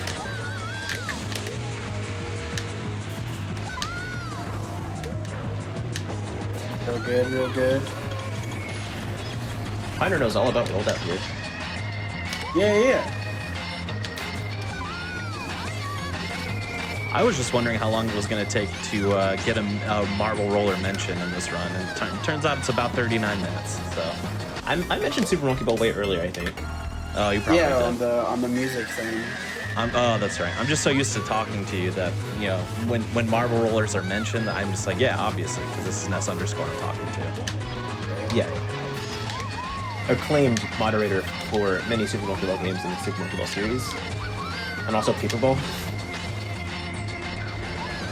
Including the most recent edition, Banana Mania, if I'm not mistaken. Yes, I have a super mod for Banana Mania, which has been on Hotfix and also on GDQ. Yes, this past GDQ by our mutual good friend Helix13 _ and our other mutual good friend Petra Singh. Fantastic race. Shouts to both of those guys. Yeah, They're not here, but shout out to them. Great people, great people. Speaking of GDQ related events as well, I hear you have a run coming up for a GDQ event besides this, of course. I do, yeah. I got into UBAF. I don't want to say the whole thing. I'm gonna end up like you. I'm gonna unapologetically black and fast. There we go. Nailed it. I got a game into that. Good game, fortunately. I got Quake in, because I am a sucker for movement shooters. I play quite a bit of like TF2, stuff like that. I got in Quake, because Quake is a bit similar to TF2. I run it. It's pretty fun. Yeah, that run's awesome. I've seen you run that before. It's incredibly impressive to look at. Unlike this game. But yeah. And you know what, Ness, you say you're a sucker for movement shooters. Hold on. Funny pyramid, but also you say you're a sucker for movement shooters. However, you won't play Apex with me. They don't have to know that. They don't have to know that. You don't have to do me like that. Also, this is the worst level in the game. Oh no! Okay, so I want everyone to take it in. You know, this textured boost pad, I guess, pipes above the floor. Okay, I was like, I wonder if I could make that. These things that all fall down on the first lap, but if I was in first and I didn't like burn out, I would have just made it, and I wouldn't even see them fall down or hear them, probably. You know, mismatched walls, also invisible walls. Oh, I've never seen that before. I lived? I've never seen that before. So remember when I said that this was a masterclass into and how not to model collision?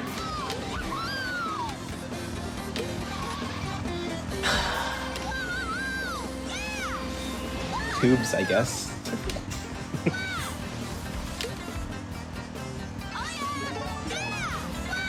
Oh. So that too. Oh, okay. So you didn't flip upside down there. Oh wait, no, you did flip upside down there. Never mind. I'm a little bit behind on the stream. Sometimes you just get destroyed, and you just keep flipping backwards there. It's great. They made this level, I think. Yeah, people made this level and was like, it works good enough. Is some definition. Good enough is doing a lot. Good enough is doing a lot of carrying here. That's all I'll say. Why is the camera like this? Okay, cool. So you may have noticed that Ness rammed directly into a wall, and you might be thinking, why would a speedrunner do this? However, it was absolutely not their fault. When they landed, the game just shoved them towards the wall. Yeah, that happens in this track a lot. Yeah, a lot. There's a reason I was alluding to this level for the rest of the, like, earlier parts of the run. Oh, okay. At least I didn't fall. You can fall there, by the way. Yeah, sometimes you just get invisible walled into fall through the ground. It's really funny. It's fine. Okay. I did it. It's fine. There we go. Believe it or not, this is lucky. You may or may not choose to believe it, but this is lucky. Yeah, so far, there's been a shockingly little amount of things going on. I had a playthrough of this track that took 6 minutes one time. I don't want to talk about it. Oh, I didn't know that the wall extended out that far. I actually just did. That scared me. Okay, awesome. I want to do my drifts. I want to do my silly little drifts. Oh, you said I want to do my silly little drifts. Not allowed.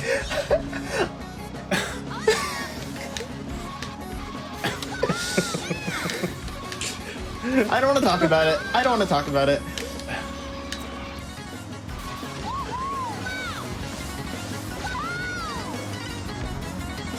Oh, okay. Okay. Yeah. That can just happen. It's really cool. None of this is their fault. Yeah. It's okay, it's fine. I actually haven't spawned there in a very long time. Okay, that's awesome. Okay, I know where I'm gonna spawn now. Also, this is like all the CPUs get trapped here, and if I was lucky, or I guess unlucky, yeah, when I hit the wall there, because it's literally just like almost a straight down drop, the camera will get just pushed into the ground, and until about here or so, I would just have to play with the camera pushed into the ground and me not being able to see anything. That is why I had to learn how to play this part of the stage twice.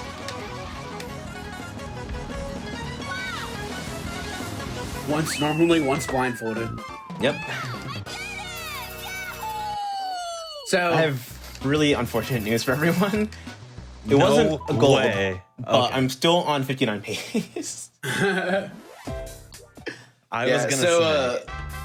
That was everything that could go wrong all at once, but only on the last lap. Sometimes that can just happen for all 3 laps, and you have to play the stage for like 8 minutes. It's great. Yeah, what's worse is the CPUs won't finish, so it's just literally on you. Yep. So we're driving on the world. This is called GeoGuessr. For real. I actually submitted this Yo, I game as think a we're front in to just play Latvia, GeoGuessr on dude. GDQ. Wait, we're in Latvia. No, I think this is Montenegro. I think it's Montenegro. You might be right, actually. Okay, that was too early. So yeah, I just started mashing the D-pad, and it was a little bit early, so it didn't like let me clear it. It's fine. This part of the stage is awful. Yeah, because sometimes you can just like not make it, but the game at least puts you at the next part. I do see some people talking about the leaderboards for this game. Thankfully, there's no leaderboards. There's 2 people that have done runs. The other person has like a 102, I think, and I have like a 58. Those are the leaderboards, I just told you. Yeah, and nobody has ever grinded this run, because, I mean, have you seen the last, what, 40, 50 minutes? Oh, there we go, I did it. And yeah, again, like earlier with like the landing on the whole D-pad looking blocks thing, sometimes things in this game just simply don't line up for unexplained reasons, and then you die. That was very close, I almost got it too. Yeah, if you miss that one, it's especially painful because it doesn't put you like ahead. You just have to do the drift.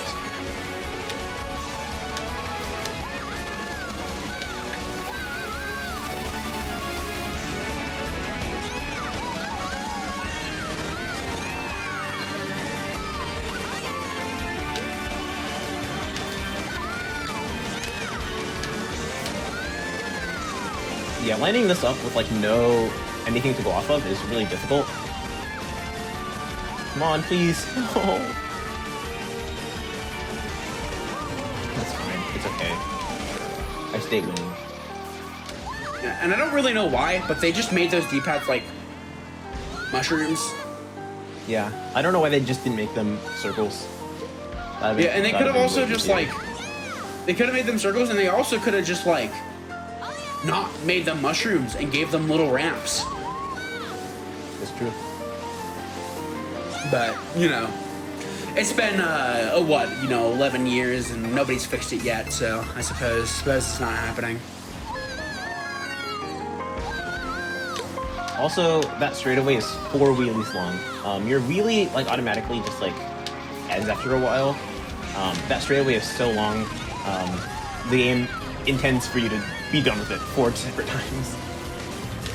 Like, in, like, vanilla Mario Kart Wii, there's no, like, straightaway that's, like, super long. Like, you almost always have to, like, break off your wheelie. No! That was almost it, too. Wait, I didn't realize it puts you all the way back over here.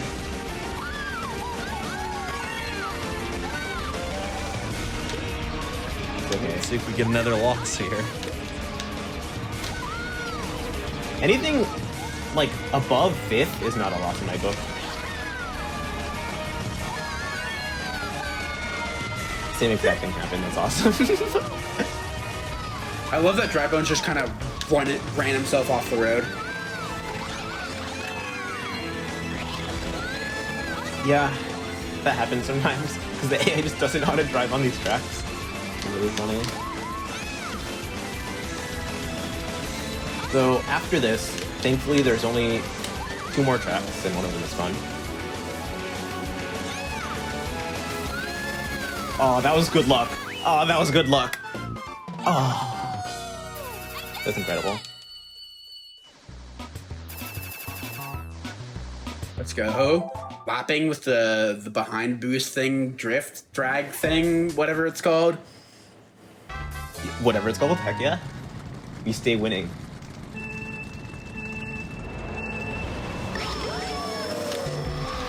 What kind of level design is this? Yes. This is SNES Bowser's Castle 2. I messed that up, but it's fine because I don't fall. Also, this is metal.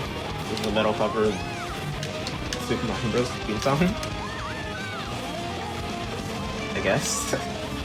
It's here for some reason.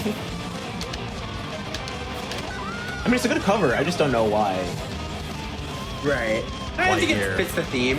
Like, Bowser's kind of always been associated with more like, you know, hard rock metal type music. Well, except for in, you know, 3D World, but... The song is so good. It's so I just want to put that out there. I love how, like, the way that they align, like, the octaves and stuff make it, like, still very menacing, despite being, like, such a banger. Yeah.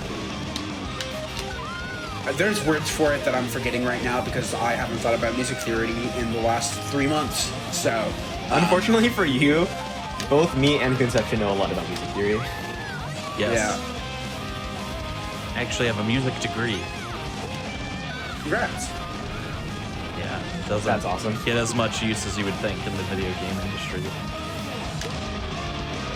Like making music for video games, obviously. If that is what I was doing, yeah, for sure. Totally. My favorite community manager, Conception.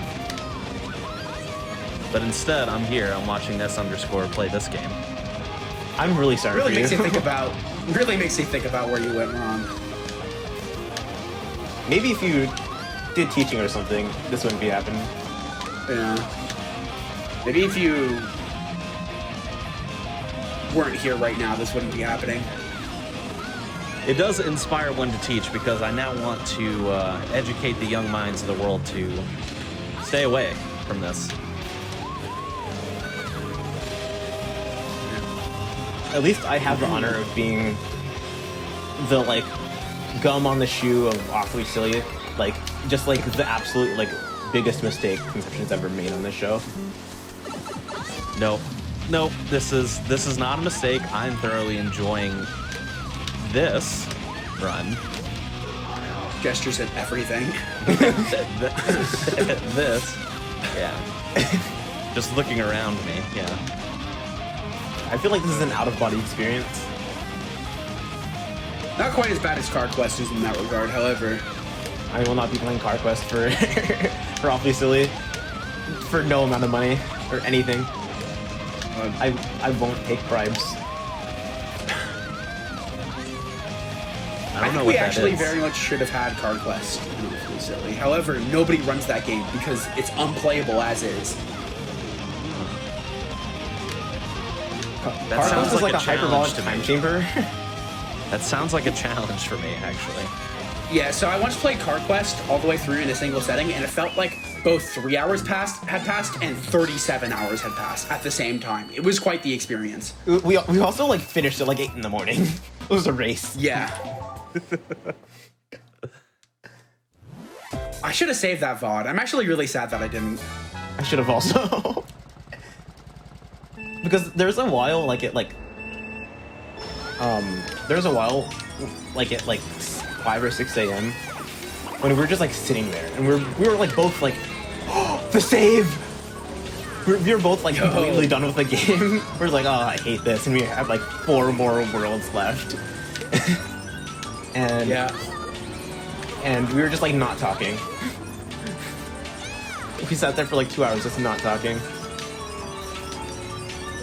And somehow it felt like it was 20 minutes.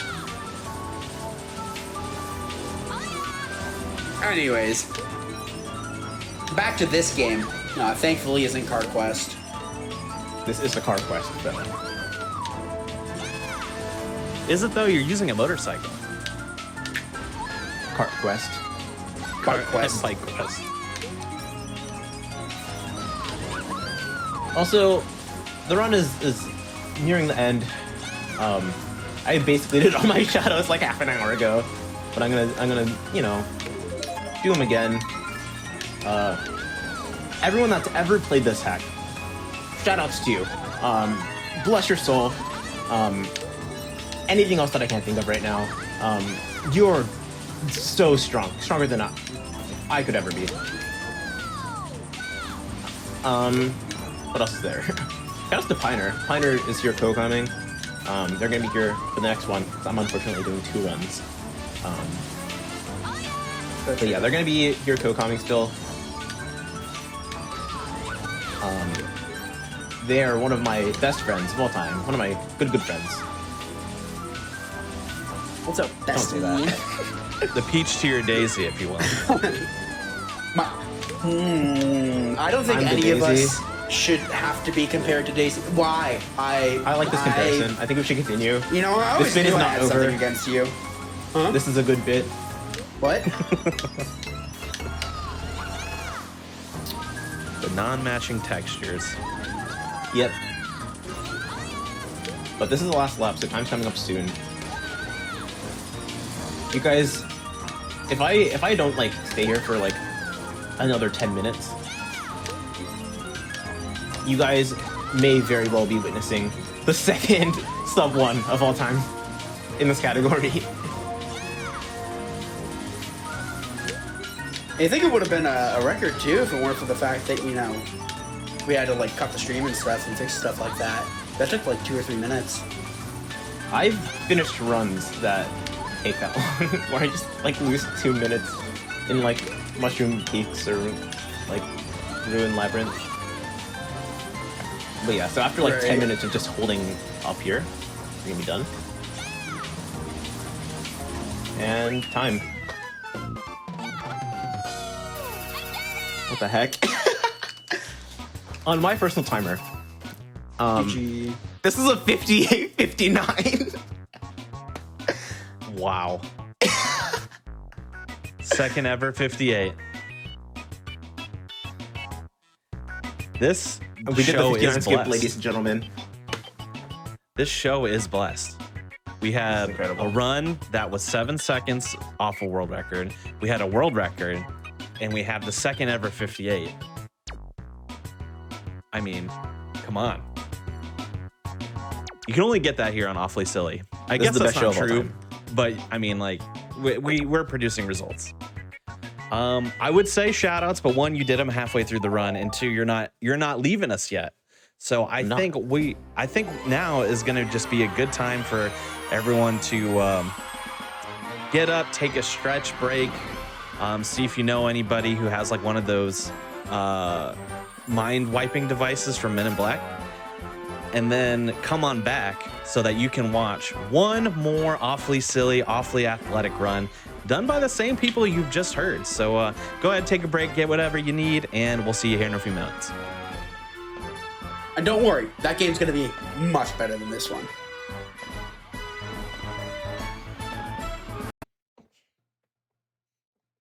All right, and welcome back to our final run of the night for the Awfully Athletic version of Awfully Silly. And, you know, it's a treat for me because we got to do Mario Kart last run rather. And, you know, it's very hard to find a game that has Mario in the title that is also silly or awful, fits in the theme. But I was lucky enough to get 2 by Ness_ here. And this next one, and I promise I planned this show in advance. I did not anticipate that we would be running Mario and Sonic at the Winter Olympic Games during the actual Winter Olympics. But I'm gonna chalk that up to just to good luck. But I'm gonna hope that good luck transfers on back over to our runner Ness_. Welcome back, Ness_. Thank you, Conception. Yeah, this is Mario and Sonic, the Olympic Winter Games. Said exactly like that. For some reason, not Winter Olympic Games. I don't know why. But yeah, this is a game for the Wii. I'm gonna be doing all of the training events. Usually, there's like the Olympic events and the Dream events, but there's also training events. There's also balance board events, but I don't want to get out my balance board for this game. I think you should do it. I don't think I should do it. But yeah, so I have to do I don't have to do all the trainings here, but I have to do one from each section because a lot of them are just the same. So yeah, I'm just gonna be going in order between all of them, and I'm just gonna be going as fast as possible. It really isn't a lot to explain. It is just like a tutorial like speed run, I guess. Pretty much. And something to know about this game is that it's more on the silly side of awfully silly. This game is actually like fine. But I will say it does have a good bit of performance hitches just because it's not very well optimized. Yeah, I almost always play this game on Wii U, but I don't have my Wii U plugged in, so I'm playing it on Wii. So the load times are going to be a lot worse, and the lag is going to be a lot worse. So I don't remember where time starts on this one. So I guess we'll just start here, and if I have to do an extra menu, then so be it. But yeah, time will start in 3, 2, 1, go. Okay. So I was right. Okay.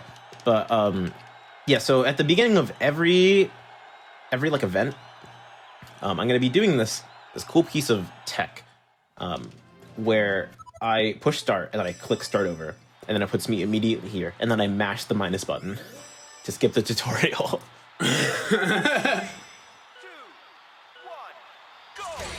I'm also playing with Wiimote and Nunchuck just because it makes it easier to do like more finer controls. I just realized I clicked the wrong one, but it's fine. I'm having fun here. It's not that much longer. The other one is just collecting coins instead of going through gates, because there's a lot more gates than like you need, just because like the game expects you to be bad. Like this game was made for 8-year-olds. So I'm just gonna do a little bit of skippies, I guess. And it's fine. And there's the goal. Collecting 17 while skipping a bunch of them. And pretty much after I finish it, I can just exit and then go back in.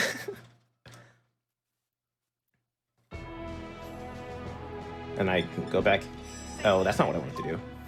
Training. Then I can go to the next one, where I do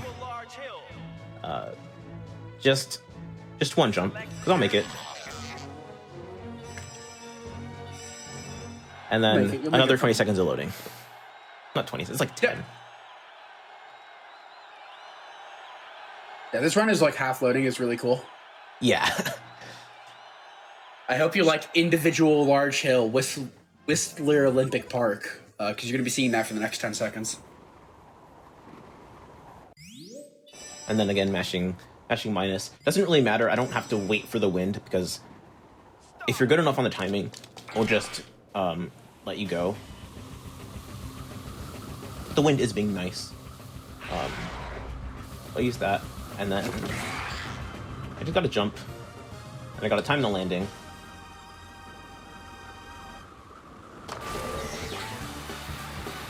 Yeah, that wasn't even that good. It was very bad, but it was fine. I just want to land earlier, so I don't have to wait for the whole animation. Yeah, so it doesn't really matter. Yeah.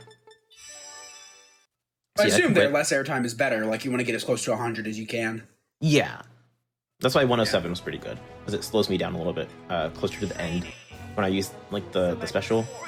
But freestyle skiing is my favorite, just because it's so easy to go fast. It's just all timing based though. But moguls is like my favorite event. Is there a reason that you're what is this, Metal Sonic? I'm not up on the Sonic lore. Robot Sonic, is that reason, or is that just choice as to why you use that? I can use Sonic or Metal Sonic. Even Shadow I can use. It doesn't really matter. What makes them different?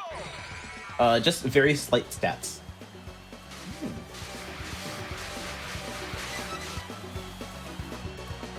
I just T-pose for a bit. Do the kids still like that? I messed up. And then I just get no airtime by doing my special there. I was almost, like, perfect. And then I can quit. Yeah, so the goal there is just to get a bunch of, like, those, like, perfect passes, but I did all of them basically at the beginning. So it doesn't really matter. And now, snowboarding. I don't want to do half pipe because I'm really bad at it, and there's actually a chance I can fail it, just because I'm not good at it. So I'll just do the one that's a bit longer, but more fun in my opinion, where I actually have to go down the track.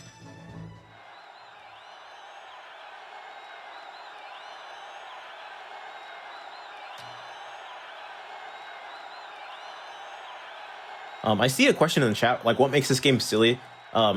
This is definitely a game made for like the Wii U, because it runs a lot better on the Wii U, and just I feel like inherently, like Sonic and Mario characters just playing in the Winter Olympics is kind of funny. Yeah, it is kind of preposterous just in concept. Yep, that's exactly why I wanted to see it, because, you know, well, one, I guess you could say it was because of the Winter Olympics, but two, who doesn't want to see like Eggman do a pole vault or something? I don't know what events are in the Winter Olympics. I don't even know if Eggman's in the game, but that's what I envisioned. So, understandable. Yeah, something as well is that we're just kind of having a great time playing in the snow as one of Sonic's most, you know, quite literally heartless villains. So I think, you know, it's a little fun, a little quirky, you know. I do also want to say there was a very slight amount of tech. I jumped very early on one of those ramps just so I get like no airtime, and I land sooner so I can get a boost off of like a little hump.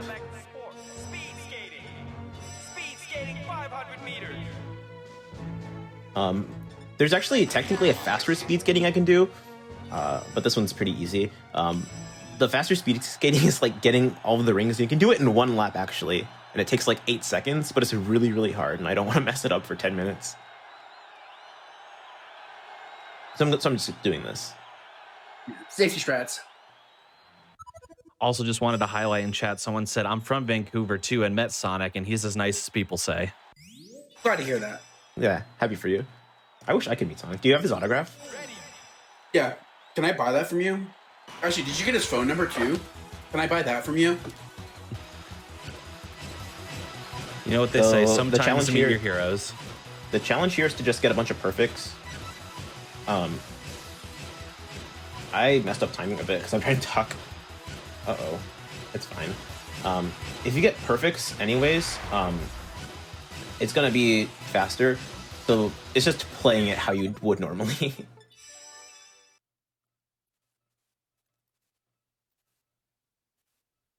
Me when I try to rhythm game. It's really just that hard. It is actually that hard. As a DDR player. Guys, what character should I play for figure skating? I think you should play Eggman. Eggman, yeah, feels great.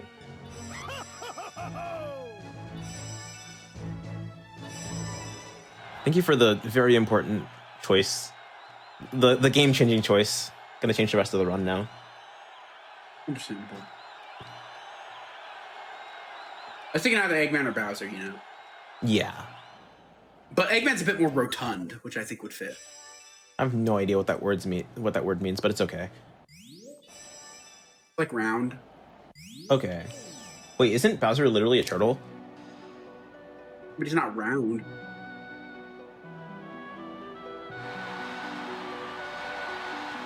This is literally a rhythm game, by the way. As long as you like shake the remote on beat, it'll give you extra points.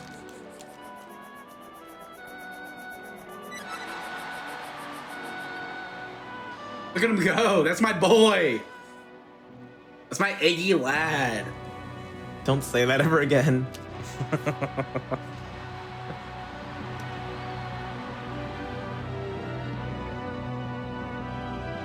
I don't think I realized how tall Eggman was. He's like 8 feet. I think he's like the little flaps. 6'2" or something canonically. I'm looking this up. 6'1". I was close. Oh, that flexibility too. Jeez. I mean, if you're that scrawny, 69. I would hope. I'm just not going to do anything for the rest of this, even though there's just this.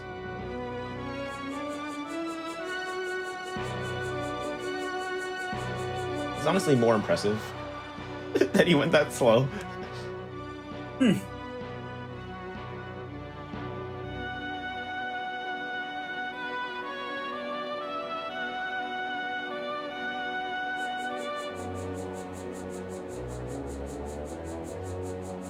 Yeah, Yuri on Ice is a bit different than you remember it.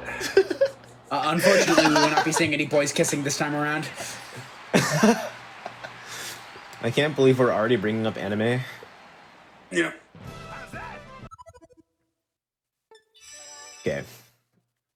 So that's figure skating.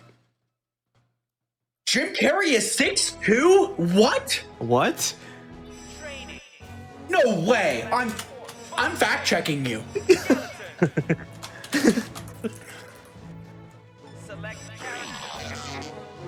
Oh my god! I think You didn't just lie on the internet for no reason. What?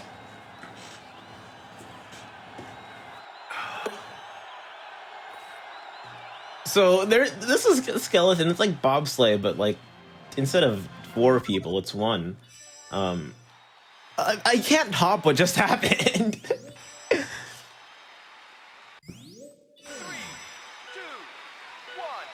go! Through here, I just mash the A button because it'll just give me perfect timing if I mash the A button. It's literally impossible to get too early. I have to get coins, and as long as I stay in like this boost area, oh, let me go faster. No, I'm kind of surprised that they didn't like make it like switch between coins and rings depending on what series characters you're playing. The game is called Mario and Sonic at the Olympic Winter Games. Yeah. Okay, it's fine. Okay, that scared me. I was like, I have to get this last one. Also, I want everyone to know right now my Wii sounds like a fax machine. I was hearing it through your mic earlier, actually. Unfortunate.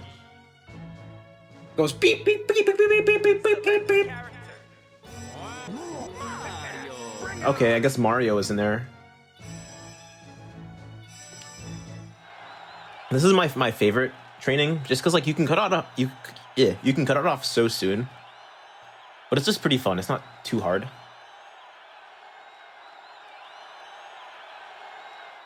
Oh, you're right. The single person sleigh does look like exactly like those elementary school like scooters you have to like sit in and then you get. Oh my god, I love those things. I actually want to buy a bunch of those and just like bring them to Smash tournaments and just move around the venue with them.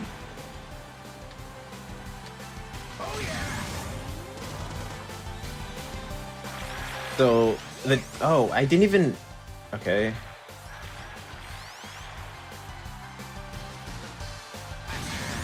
There we go.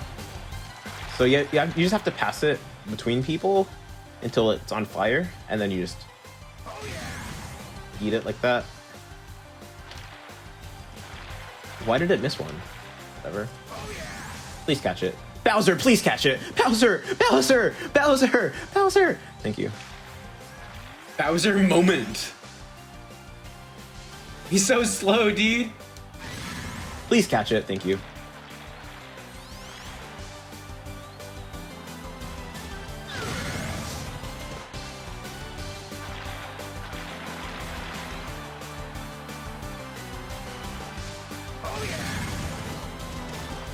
Oh, why did it miss the first one? I'm gonna snipe it right now. Okay, I missed it. I missed the snipe. No. Bowser! Bowser!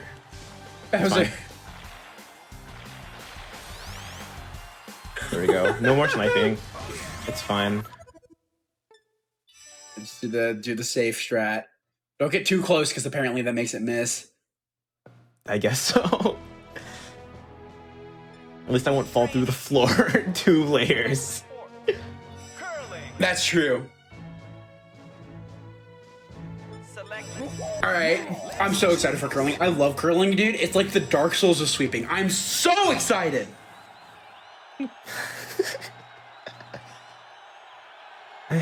You're not wrong. That's all I'll say. You're not wrong. Thank you. Again, starting over. This is the last one. Time's coming up soon. I hope everyone enjoyed. I'm gonna do my shoutouts while I miss. Okay, I have to get 2 points, and then I just missed the other 2, and that's just what ends up being the fastest. Also, I just like full throwing it, and I just don't do anything. That's the thing that can happen, I guess. But yeah, again, shout out to my good friend, Piner. That's it. Shout out to my other good friend, Conception SR, or I guess Conception SR on Twitter, I think. Yeah, SR on Twitter. Yeah. The R in SR stands for Twitter, actually. You didn't know that? Conception S Twitter. Yeah, Conception's Twitter. Yeah. I feel like that makes a lot of sense. Yeah, shout outs to the community for this game who plays this game sometimes. Sometimes I wake up and there's runs for me to verify, and then I go 7 months, and then there's no more runs for me to verify.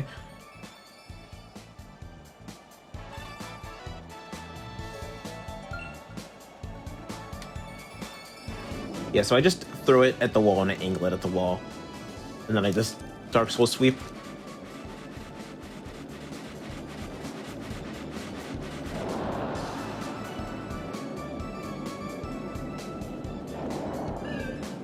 Yeah.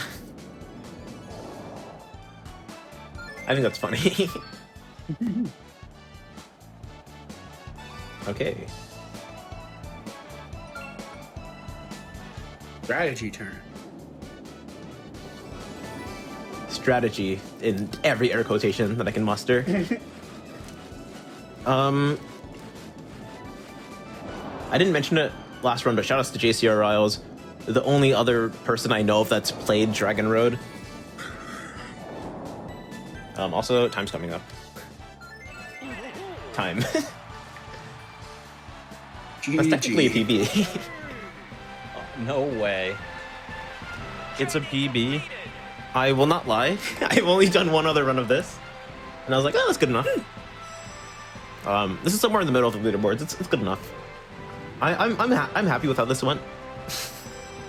I hope everyone else is happy with how this went too, because I definitely had a good time. So again, to recap, 7 seconds off world record in the first one, world record the second one, second ever 58 in the third one, and a PB in the fourth one. That's content, folks. That's content. Winning. You can only get it here. Mm-hmm. Any other plugs, shout outs, anything you'd like to let the people know?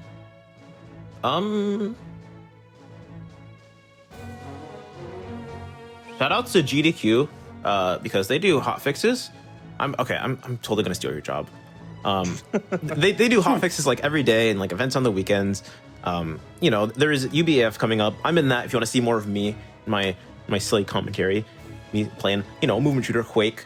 I'm also gonna be on commentary for Super Monkey Ball Banana Blitz HD because I also have played that game in the past.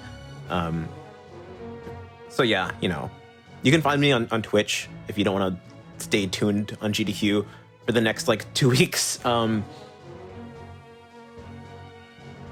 shout out to my Twitch. You can find it at twitch.tv/nest_. Or if you want to be fancy, you can type dullgaming.info into your browser and it should take you to my Twitch. Dull Gaming like the bananas, because Super Monkey Ball has the dull bananas. What else is there? Shout out to Piner. Piner plays Smash and also streams Pokemon Unite sometimes and gets mad at children in video games. I think it's kind of funny. True. Yeah. I used to speedrun pretty darn actively. I've been getting back into SA2 because there's a tournament I want to participate in. But I'm mostly a Smash player these days. PR in my region. Trying to think. One more shout out. I could figure out one more. Shout out to everyone who's watching, by the way, because I just realized like not that long ago, someone gifted me a sub. Whoever that is, I love you. Shout outs to the entire chat because I don't know who you are. So the entire chat gets a shout out. You guys are great. And that's it for me. Yeah, shout outs to the chat as a whole. Very good. Well, thank you two so much for being on Awfully Silly, the athletic episode. I really appreciate it. And thank you to everyone who watched this episode. We don't have anything else going on for tonight. So if you want to catch some more GDQ Hotfix action, you can tune in tomorrow for Random Number Generation. That's going to start at 7 p.m. Eastern Time. That is a show that features randomizer adjacent content. And then that's followed immediately after that by Aimbot, which is a show that features speedruns of shooters. First person, third person, anything you can think of, basically. Also wanted to remind everyone out there as well that your subs and bits help support weekly Hotfix content. So if you are enjoying these Hotfix shows that we put on during the week, feel free to support the channel by subscribing and cheering. Alongside these Hotfix shows, we also have multiple week-long events such as Frost and Flame Fatales, with Frost Fatales coming up very soon, February 27th to March 5th. You can use !FF in the chat for that. And we also have Unapologetically Black and Fast coming up next weekend, February 12th and 13th, 12 hours each day. You can check out that schedule at gamesdonequick.com/Hotfix. Other than that, my name is Conception. You can follow me at twitch.tv/Conception. Just got the SR knocked off of that today. So twitch.tv/Conception or Conception SR on Twitter, YouTube, pretty much anywhere else that you can find people, I suppose. Just going to check here. I believe since this is the end of the show that we might be doing a raid. I'll wait for the God Mic in the Ear potentially.